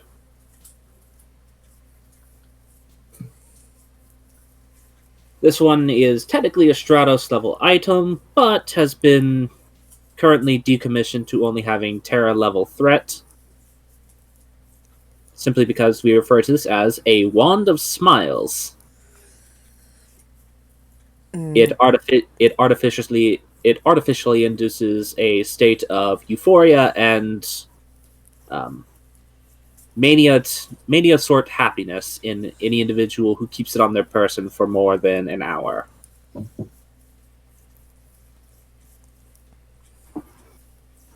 What happens when they lose contact with the wand? Well, the unfortunate thing about anyone who comes down from a manic episode of increased activity is the fact they typically suffer from a either depressive or generally down episode. It's a bit like people who suffer from any type of bipolar disorder, unfortunately. It's not truly what the wand itself does, but it's It's your body coming down from the rush of endorphins that the wand fuels into your mind. So it's cocaine. No, What? no, it's not cocaine. No, it's more akin to having a sugar high. And then Because technically speaking, most people can get past it without much issue. It's just that people with a predisposition towards either bipolar tendencies or general mania would have a much harder time with it, which is why it's still technically considered a Stratos level item. makes sense. I mean, that in it, like, the condition itself is not fun to deal with. No, not at all. Magically someone- induced one would probably, whether it's in, I imagine if that's induced in somebody who already has tendencies to it, it would really fuck with them. Yeah. We have also recovered necklaces and bracelets that cause extremely heightened aggression in individuals, things that cause unfortunate side effects that I'm not really going to get into right now because we're in polite space. One that made it to where a person literally could not stop eating. That we actually had to confiscate because it was being used to cheat at various eating competitions that are held in the city. Yeah, fair enough. Actually, I think we have that one in here. He looks around for a couple minutes. Ah, here it is. The thing he pulls out almost looks like a wrestler's championship belt in size, but the front face of it just has a toothy maul on the front of it. I don't see how that is a bad thing. Well, for one, it doesn't actually make your stomach have a larger capacity. It just causes you to constantly feel a sensation of emptiness and hunger. Oh, that is very bad. Oh, Yes. I believe this, from what you've told us about, I believe this would be referred to as a negative emotion, Kovgum. yes. But yes. This is the belt of gluttonous consumption. Yeah, good name for it. Yes. We have a wonderful PR team that names these things. Sometimes they do better than others. You just hear off in another part of the room I try my best. Yes, you do, Krista. Just keep studying things. You know how it works. Yeah, you'll meet her later. She's actually one of our chief scientists and researchers. Chief scientist and research on a PR team. Well, she names things, because she researches them, so she has the right to name them. Yeah, fair enough. Haven't you ever met, an archaeologist or, paleontologist? Actually, no, Unfortunately. paleontologists have done some frecked up things recently. I don't know any of those words. Actually, Kovgum would have to make a history check for that, because there's a chance he might have heard of them. For reasons we discussed previously. Okay, I'm going to be taking the 19 on that. Not that he actually knows what the word means, but because he's heard the word in relation to when the new giant prey apparently started showing up near the swamp a couple of years back. Apparently there were some really crazy and or stupid scientists that found old bones and somehow managed to bring them back to life. And now there are creatures called dinosaurs walking around near where Kovgum Swamp is. Oh, I do recognize that last word. Paleontologist. I thought it was a curse word. Might as well be. You get me.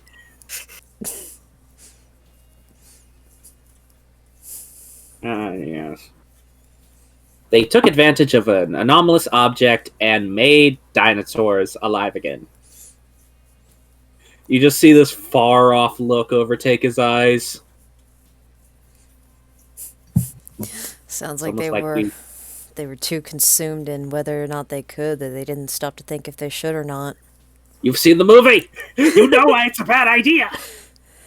I have 2 kids who like watching old movies. Of course I've seen it. Anyways, they exist now. Apparently they're being controlled by a population... Oh yeah, he just points at Kovkum. Apparently they're mostly being controlled by a very ravenous population of lizard folk down in the southern region. The new prey, yes. They are good for hunting. Lots of meat. Yes. Still, that was a Stelos level threat that they were dealing with. That Speak. sounds important and dangerous. Yes. Technically speaking, Star is a Stelos level threat. It's when an anomalous object has existed for long enough or has enough power that it's developed its own level of sentience and has a personality. And to some degrees can even manifest their own existences. Okay, but it's not like actually a threat. It's just on that level. Yes. Star is on our side. She is a... I always get this backwards. Benevolent? That's the nice one? Yeah. I think so, yeah. Yes, sir. Was pretty sure. Wasn't certain. It's one of those things when you talk about your vernacular and your various phrasing, you're not always certain if you have the correct words because they sound so similar that you forget sometimes. Still. Yeah, she is technically a Stelos level threat. I honestly wonder if that's why we call them Stelos level threats, because she refers to herself as Star, and she's one of the first ones we discovered when Ada first developed. Anyways, you get it, I assume. Still. No.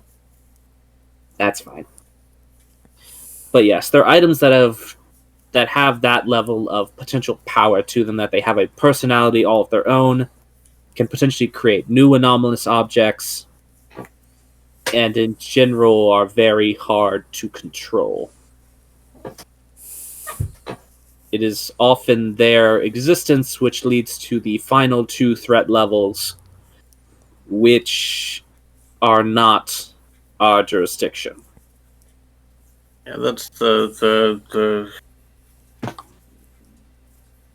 higher ones. Think I heard about them? I've never seen them. Probably for the best. We haven't had a case involving them in the city in quite some time, but we're always on the lookout. Yeah. Yes. And you see, he actually sort of like gets a little clammy at this.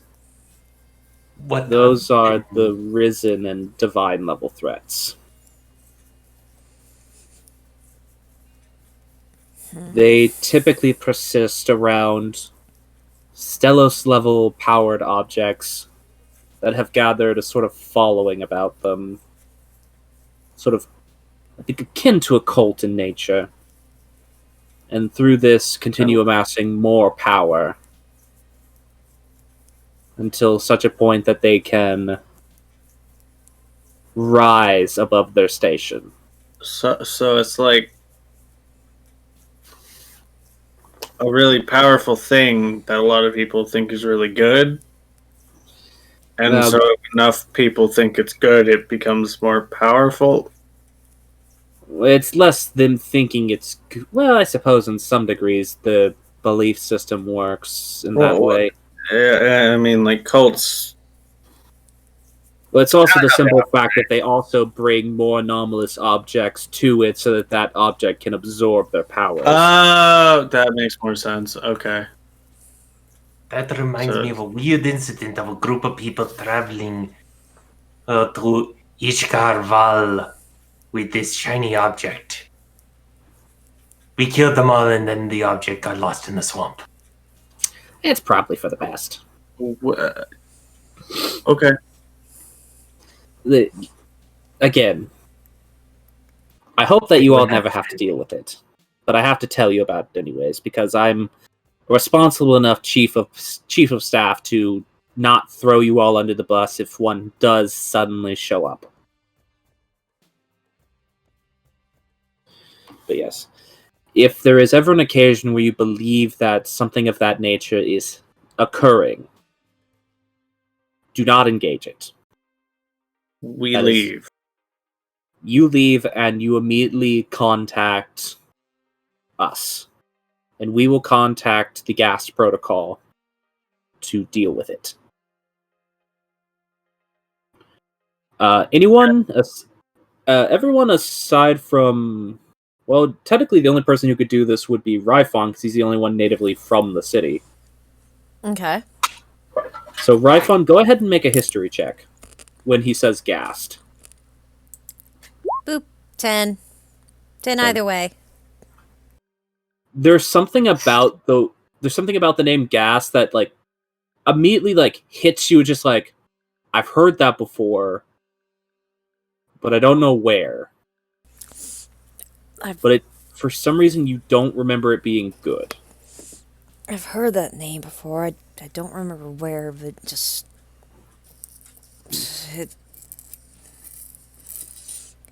How old are you, Ryfon? 36. It would have been before your time then. It was about 50 years ago, back near when Ada was first formed, we had to deal with one of these risen level threats. Gast is the response force dedicated specifically to dealing with these types of entities.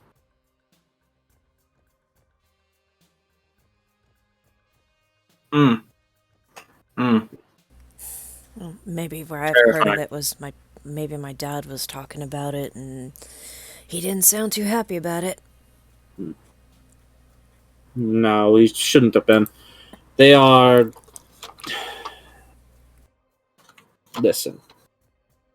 If ever there comes an occasion where gas has to be called and any of you are on the scene, if you cannot evacuate, I'm very sorry. Oh! Okay, that, okay. They are our nuclear option. Oh, what? Nuclear option. That sounds bad, but that, okay. Why would you be sorry? I think because if we're in the way, we just get killed. It's a very high likelihood. Because, big bad thing needs to die. If we're in the way, it happens. Yes. They're an unfortunate evil, as it were. We don't like using them. Luckily, we don't have to use them often.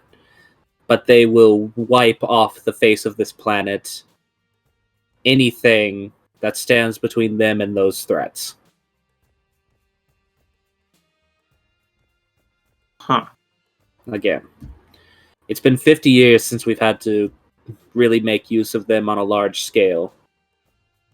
On a small scale, they're still individual agents of Gast are called in to deal with large-scale threats, and on that sort of matter, say like the sudden appearance of a large entity monster type creature in the city, then we can assign a single Gast agent to work alongside you all, and there's a certain level of safety there. But the moment that more than a single Gast agent is on the scene, you must evacuate as quickly as possible. Terrifying. Rightly so. So, so how many times has this had to happen where just... Where a full-scale usage of the gas unit? That. Yes, sorry. It's happened once in the last 50 years. Ada as a group has been assembled for around 70 now. Okay. Pretty much when we discovered Star is when Ada became a thing. When we could actually begin tracking anomalies is when we were able to form Ada.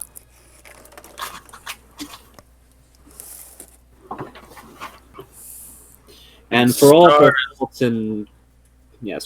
faults and continuous shutdowns due to being a admittedly somewhat shoddily put together device. He like side eyes towards it, but does not get any sass back from it. Admittedly, she's a little poorly put together. Yeah. Sorry, can you all hear me alright? My audio keeps going weird. I can hear you. Yep. Okay, just making sure. Keeps giving me like weird warning messages. Something about my microphone not picking up properly. But yes. Again, we wish we could get it working better, but we don't want to tamper too much with the device on the off chance that it damages Star. Because without Star, we can't have Ada. But I've talked enough. Do you all have any questions? I've given you a bit of a dour idea of what we do here already, but I'd love to be able to answer some things, maybe clear up some confusion. So, like, Go ahead. on the whole, like, so we have these 3 tiers of things that we can find. I'm assuming the least dangerous ones are the most common. Yes. Okay. I can tell you for certain now that Terra and Stratos level items are what you will be dealing with most often. To be frank, Got some Terra level items we don't even need to expressly do anything about. If it's something like this bouncy ball predicament that we had, to some extent we don't need to actually do anything about those, as long as they're not immediately causing harm to anyone. It's still recommended you all bring them in, so we can catalog them and try to figure out exactly what all of their anomalous properties are. But that is the most common thing you'll be dealing with in these sorts of circumstances. Okay. I will say that there are going to be things that will not exactly fit into these threat levels. Because we as a group do cover things that are not simply items. There will be anomalous creatures and such that will occasionally make an appearance, though most of them should be fairly simple to handle.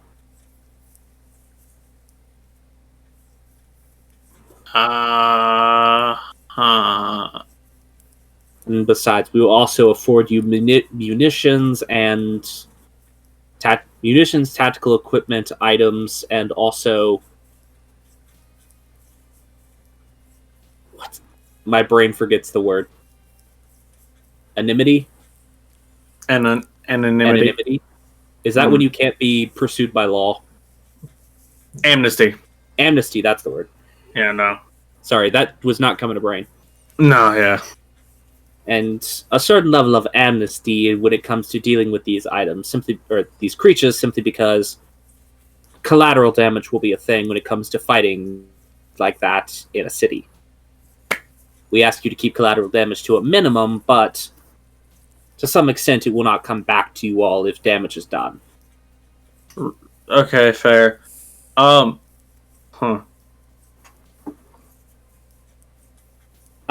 had a question?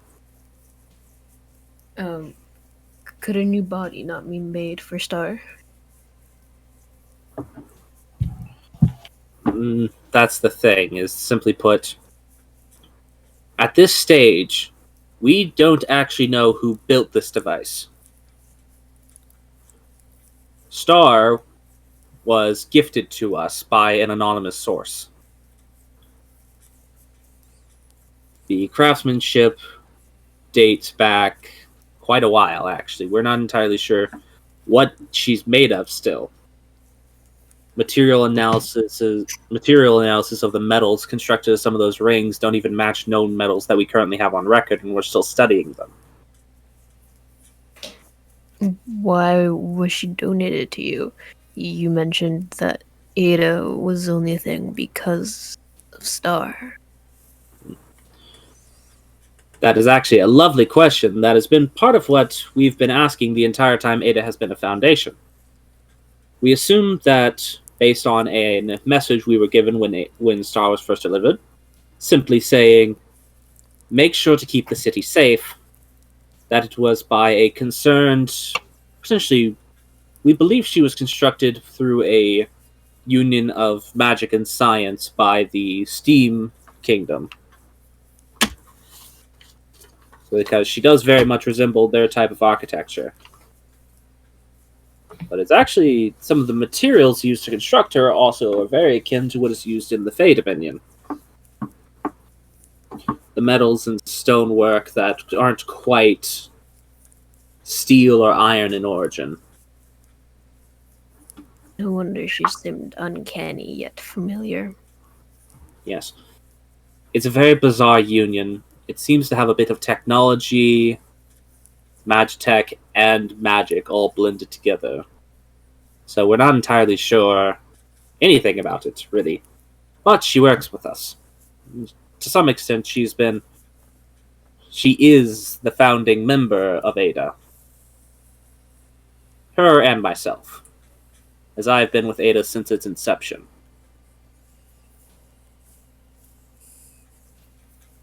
That's a long time. Yeah. You all look at this man, he does not look like a man in his 70s. But he does look very human. He wouldn't be in his 70s. He'd be older, right? If Yeah. Ada's Like, at 70? least in his 70s. You don't know how old he would have been when he started working for Ada. Presumably. Be in his 90s or something by now then. Yeah, exactly. But he looks like a middle-aged man. Maybe in his 40s at most. Don't mind the duck. That's the secondary mascot of Ada. And I can't eat that either. If you try to eat that duck, literally every member of Ada will start curb stomping you. Is it like an anomalous duck, or is it Yes, just... it phases through walls. Oh! We cannot contain it. There is no material that we have found so far that can keep it from walking through it. Wait. Is it a duck or is it a goose? I don't know. Look at it. He just points over at this weird generic bird. It's like 1 minute you look at it, it looks like a duck. 1 minute you look at it, it looks like a goose. And changes between different species or different species of both. Yeah. The pattern constantly changes. Yeah, and then just you like... watch as it walks through a wall.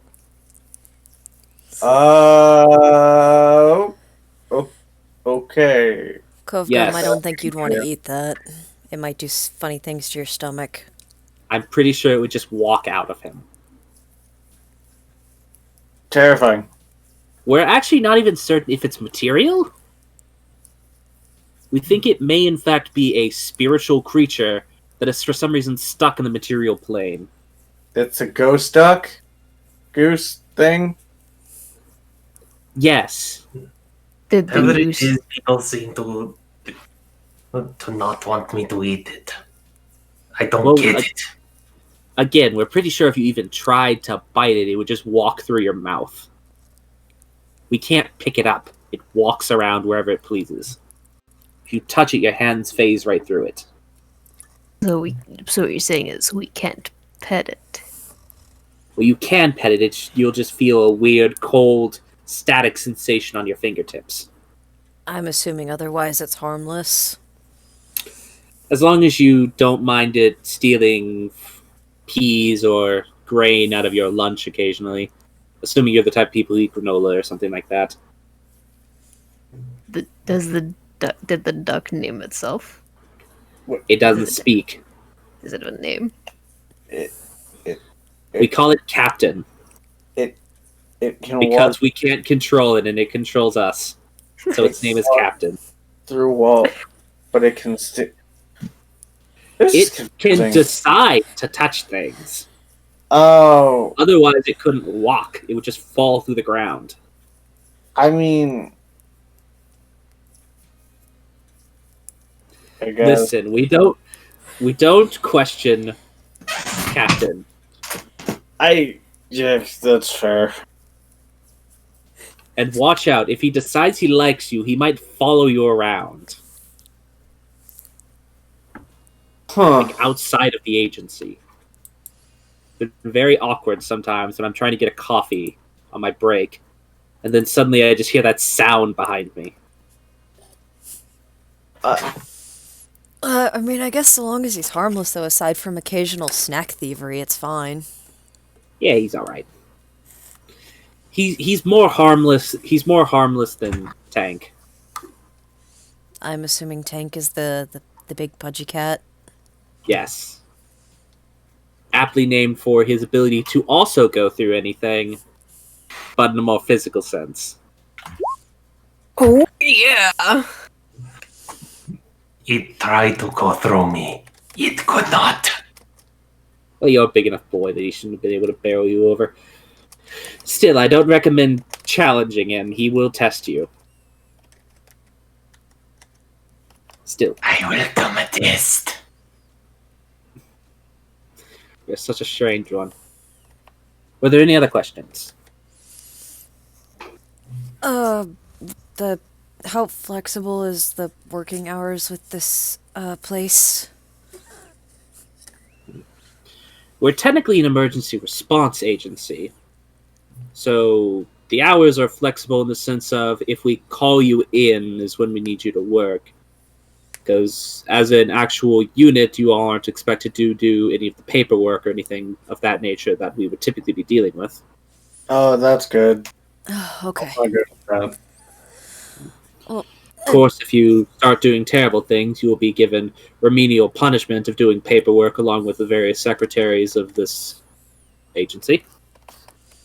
So don't do bad things, or I will give you literally all of our legal documents to file. After teach you how to file.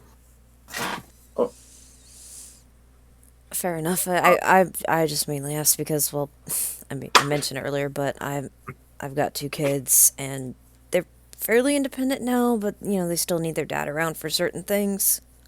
Of course, of course. We don't intend to take any of you all away from your families or various pre-established organizations.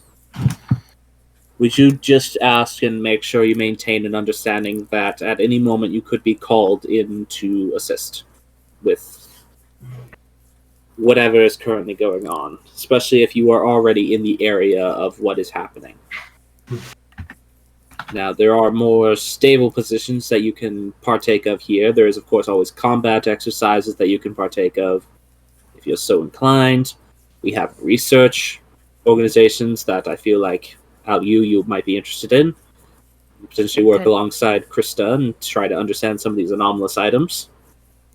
Sir, that interests me greatly. Good. And just other various things. If you want to help with paperwork, you always can. Secretaries are not going to complain. My main strength is research. Of course. But yes. There will be some level of expectancy of you being here on the regular, but we are not going to remove you from your outside lives entirely. Think of this as a 9 to 5 with very lenient breaks. 9 to 5. I guess actually, more technically speaking, I should say think of this as that you're an EMS or a fire worker. You're technically always on the clock. You Okay. just work on specific hours. Okay, that makes more sense. That's just working from home in quarantine. Yeah. I wish I had that luxury. Retail. Yeah. Rest in peace. But It's yes, fine. I'm an essential worker. I'm an essential worker selling you your couch. Yeah, guys, it's fine. I'm an essential slave worker. Worker. Yep. It's fine. But anyways. So yes. You can always tell us if you pre-established are going to have something you need to work on, though we cannot say whether or not you will have to be called away from it. We also do establish that you do not need to respond to everything we call for because you all are not our only unit. But you will be paid based on... You'll be provided extra pay based on the amount of items and anomalies you deal with. Of course, there is always going to be a baseline pay. So, do we respond as a unit? Yes, if your unit, Unit 5, is called in, you do need to respond as a unit. If one of you cannot make an appearance at that time, we will attempt to assign either one of our free-form workers, basically our task members who are not directly assigned to units but are able to respond at a moment's notice, or depending on the scale of the anomaly, we can also assign you singular gassed units, but I again do say we caution against that greatly.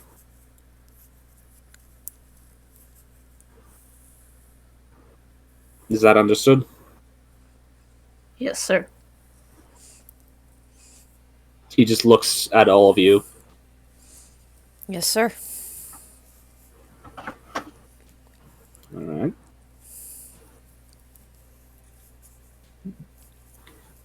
You find that agreeable? Yes. Kovgum, I promise you that duck is not going to cooperate with you. I wasn't thinking about the duck. I don't believe you. Yeah. It's not a very confident yes, but I'll take it. Alright. I must ask, as of this moment, since you are now officially going to be members of Ada, you're able to assign yourself a call sign.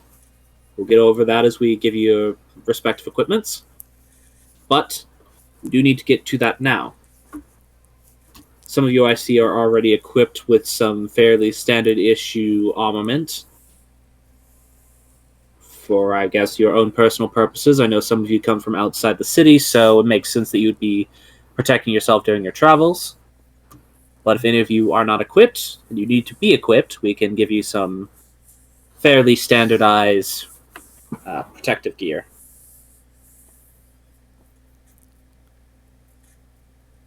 As well as your Ada insignia badges.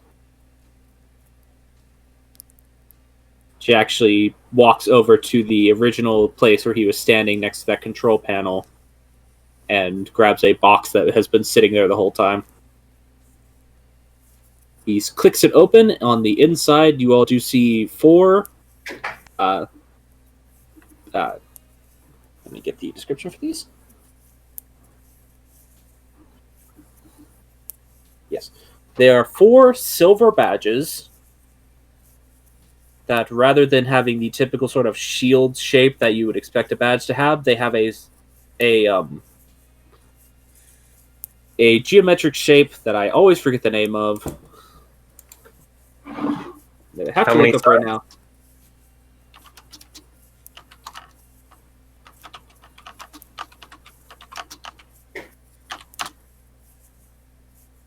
An isosagon. Or 20-sided shape. Oh. Okay.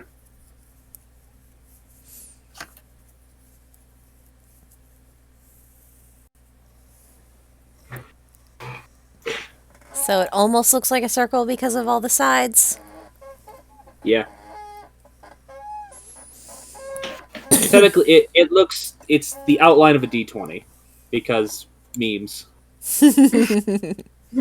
But technically, it's the depiction of a 20-sided shape. So even if it's not like that perfectly, literally like polygonal isosagon, it's still technically an isosagon. Mm. Which is a weird word to say. Yeah. I always want to call it a dodecahedron because that sounds like it should be 210, which should be 20. But that's a 12-sided shape. No. 20-sided 3-dimensional shape is an icosahedron. Yeah, icosahedron. Still. So it would be an icosahedron, but it's flat. Yeah. But yes. So yes, these are your badges. But it just says emblazoned on the front of them is the ADA. And underneath that has Unit 5, and under each one of them has your actual name engraved on them. So that is how it is written. We kind of had to make a bit of guesswork for how your name would be spelled with common letters.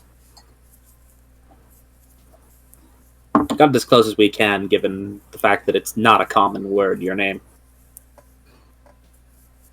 But take them. Take. Much as someone offering a box of donuts towards you aggressively, he gestures at you with the badges.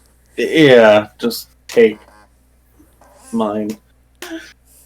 Ryphon will take his.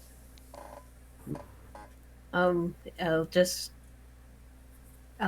grab mine and Kovgav's and just throw it at him.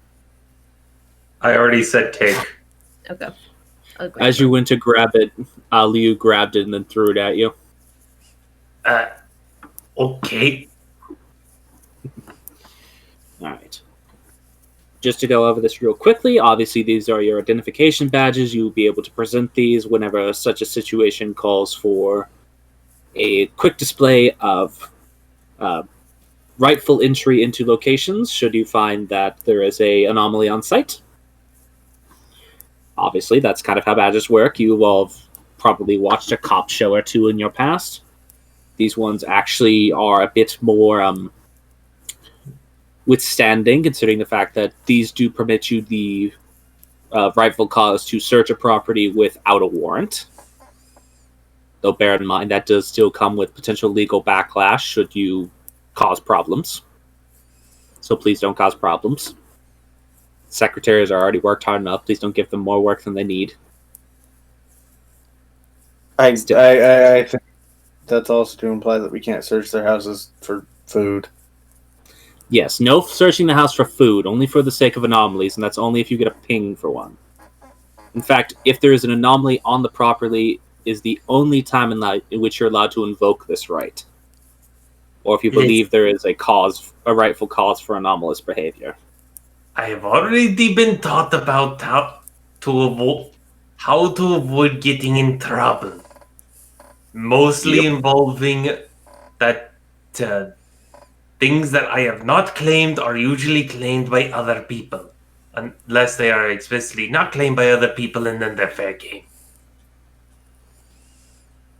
Mm. Anyway, so we'll get anything currently within a place of business is technically claimed by that business unless you can rightfully claim it against them through the use of currency. Yes, I remember that one. Good. So, if there's an anomaly, we'll get a ping. Yes. From that thing. Well, from that device that your companion Aliu is currently wearing on their arm. Yeah. Okay. This star will usually tell us when there are larger scale anomalous activities going on in the city.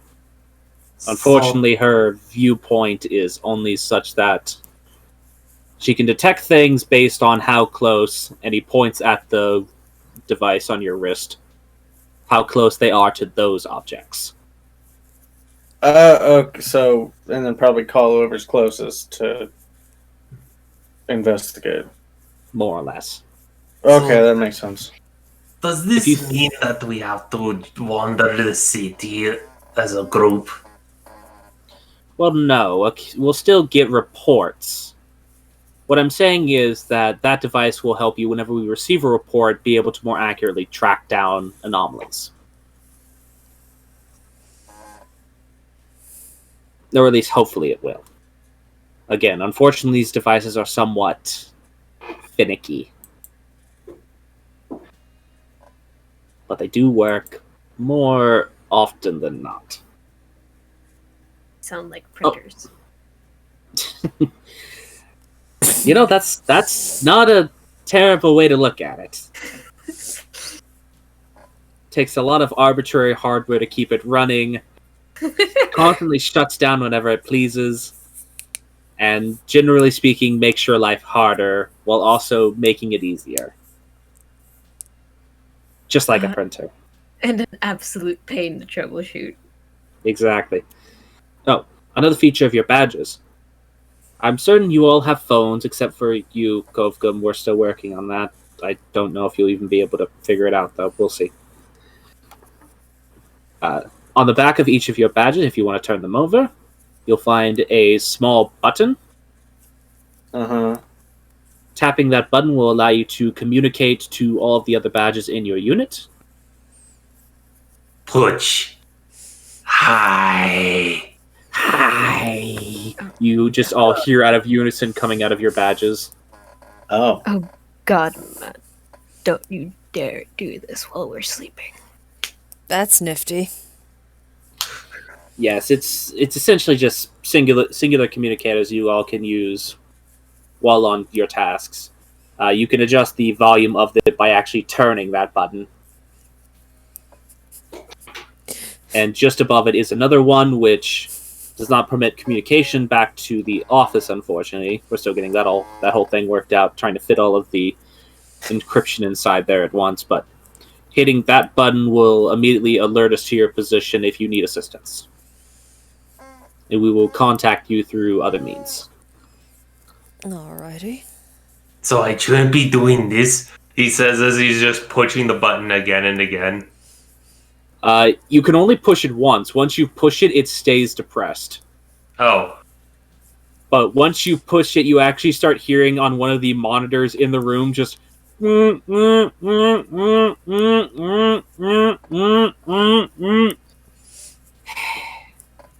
He just walks over to that monitor and just pushes a button on it, and the button on your badge actually back up. So that's like a panic button, I guess?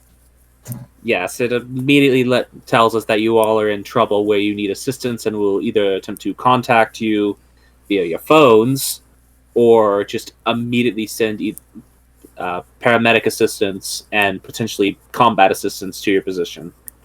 Life alert. Yes. Okay. So I shouldn't push it again. No. Again, only push it in an emergency scenario. And it won't become pushed randomly because it does take quite a bit of force to push that button down. What if I roll on it? You would need to roll very specifically on it. Like Kovgum, you did notice that even when you pushed it down, it wasn't like a button where you just feel that ka-chunk sensation.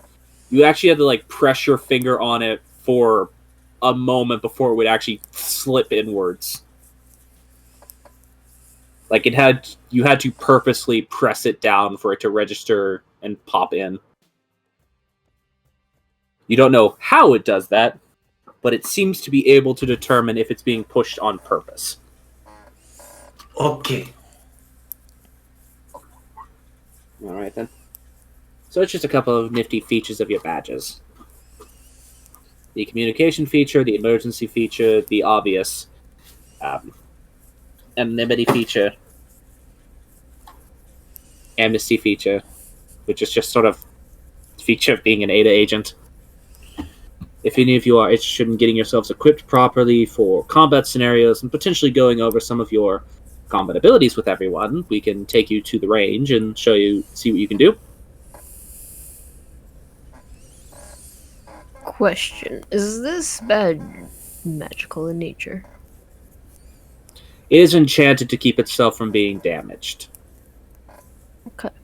And also the enchantment to permit you to communicate in the way that it does is somewhat similar to the very old enchantment of Ascending Stone, though with the use of a bit of modern technology, upgraded to the point where it is not single use per day. But Can we only talk through this when the button is pushed? Yes, you'll only be able to hear that duck. Goose. You'll only be able to hear each other while you're pressing down that button.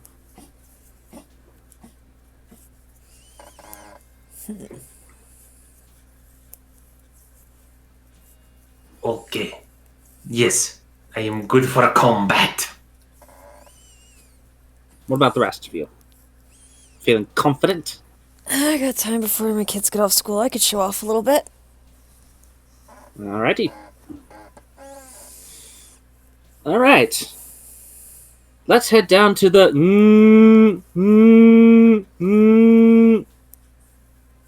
The device in the center of the room starts flashing. That is not good, correct? Well, it means one of the other units has discovered something. And he immediately starts heading over to the device itself. Alright, let's see what showed up. Starts punching in various things on one of the monitors. Krista, do we have anything being displayed right now? I'm looking into it. Ada Unit 2 is currently tracking a potentially Stratos level threat. They are currently requesting backup due to apparently being able to constantly outmaneuver them. She just looks back towards all of you. They seem to be reporting it not being a particularly dangerous, so maybe you guys can help. Yeah, then. I mean, I guess. Well, as they say, one does not learn to swim by starting in the shallow end. Even though that's not true. So, you know what? Leon, go with them, make sure they don't die, see what they can do. I would like not dying, yeah. Let That us definitely like continuing to live. I'll make Since sure they're of it. trying to eat me. Alright. Okay, we'll take one of the vans. Let's see what the new recruits can do. Oh, God. This makes me glad that I'm in the habit of just keeping my stuff on me. Alright, and that is where we're going to end session for tonight. I want to have one bit, please. If you want to have any final leaving moments, just keep in mind that this will be the final bit for tonight. I'll just throw stuff. Just as the group goes to leave, Kogum is going to pat to Zarya. Don't worry. If you die, each guy will claim your body. Or I will. Don't you worry. I feel like I should worry.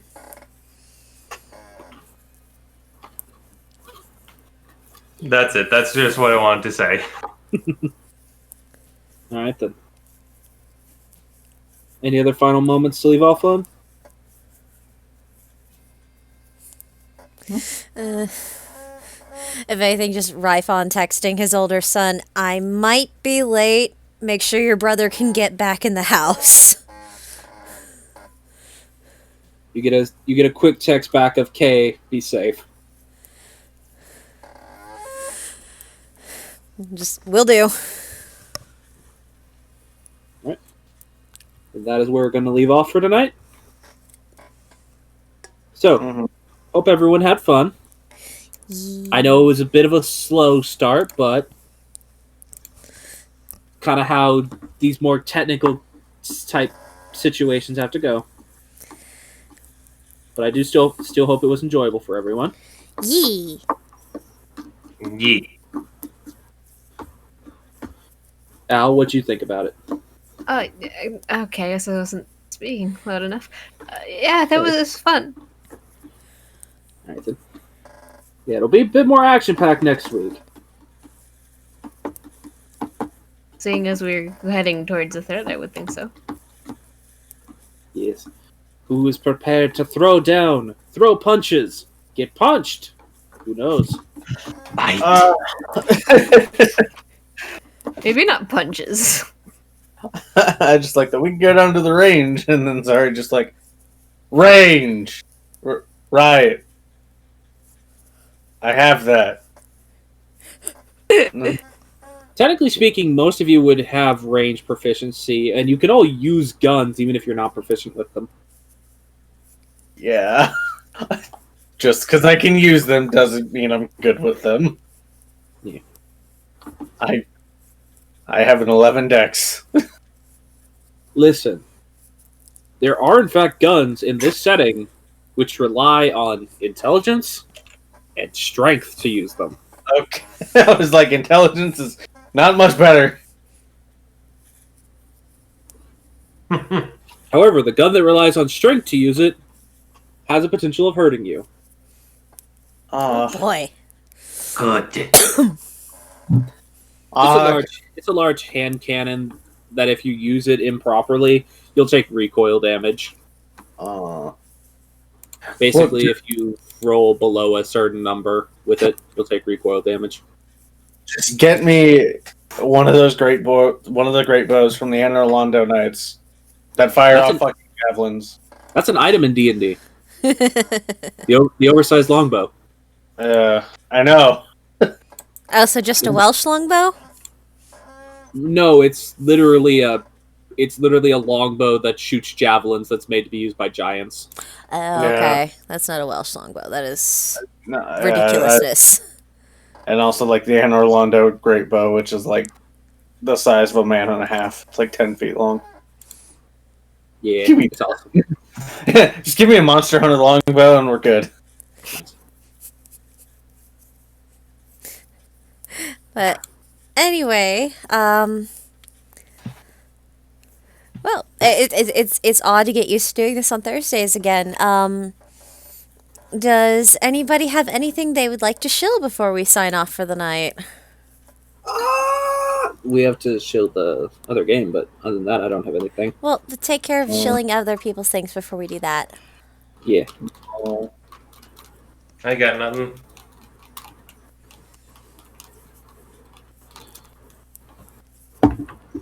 So, just no shill?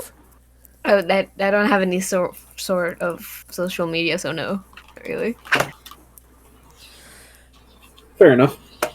You don't have to. We just offer the option in case you want to potentially promote something you're playing or doing on other channels or stuff like that. You assume I do things. I assume you have a life outside of your existence around us. Bold of you. I make a lot of bold statements. I'm a DM. Same. Alrighty, but if no one has anything they would like to shill tonight, then I guess we can just go into the just me ending things awkwardly because hello, I am awkward duck. This With the goose. Yeah. I do real quick want to explain the above game thing of Captain the Goose Duck. It's my dog. He has respiratory issues, and sometimes he will have hacking fits that sound like a goose or a duck. So, just a fun way to explain it in game for if I don't mute my mic in time. He's fine. He just has hacking fits. Yeah. I was ready for it. I was just like, I have to explain it, so I'll give a reason. Which is much appreciated. And I like that you just straight up named this anomaly after my dog. Yeah, but it is your dog. Just in goose duck form. Yeah. His true form. Well, he does like popcorn. But that aside, if you liked this and you would like to see another D&D game from the majority of this group on Saturdays, that's a little more of the high fantasy style of D&D, then please join us on Saturdays at or around 8 p.m. EST. for the Scattered Realms. We are still at the playing it by ear on the Saturdays we do it. Once we get to where we can be consistent, we'll just straight up be like, okay, yeah, we're doing it every Saturday at this point. But until then, just look out on Saturdays around 8 p.m. EST. If we're streaming, then we're streaming, and if not, I don't know. I don't control how you spend your Saturday. If we're streaming, then we're screaming. If we're not, then be quiet. Yeah, pretty much. And if you enjoyed this and want to see more of it, then come back to this channel next Thursday at or around 7 p.m. EST to find out what the hell we're going to be fighting in Project Ava. Ada. I did. Sorry. It's fine. Get in the Ava, Shinji. I said Ada. It's my accent probably made the D sound like a V. It happens.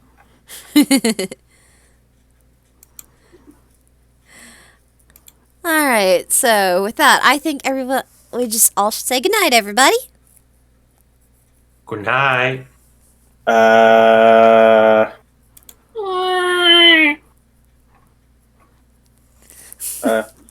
Good night. Goodbye. Get out of my house. Get out of my lawn. Good night, everybody. Water's rights. Good night, everybody. We'll see y'all next week. God, I miss saying that.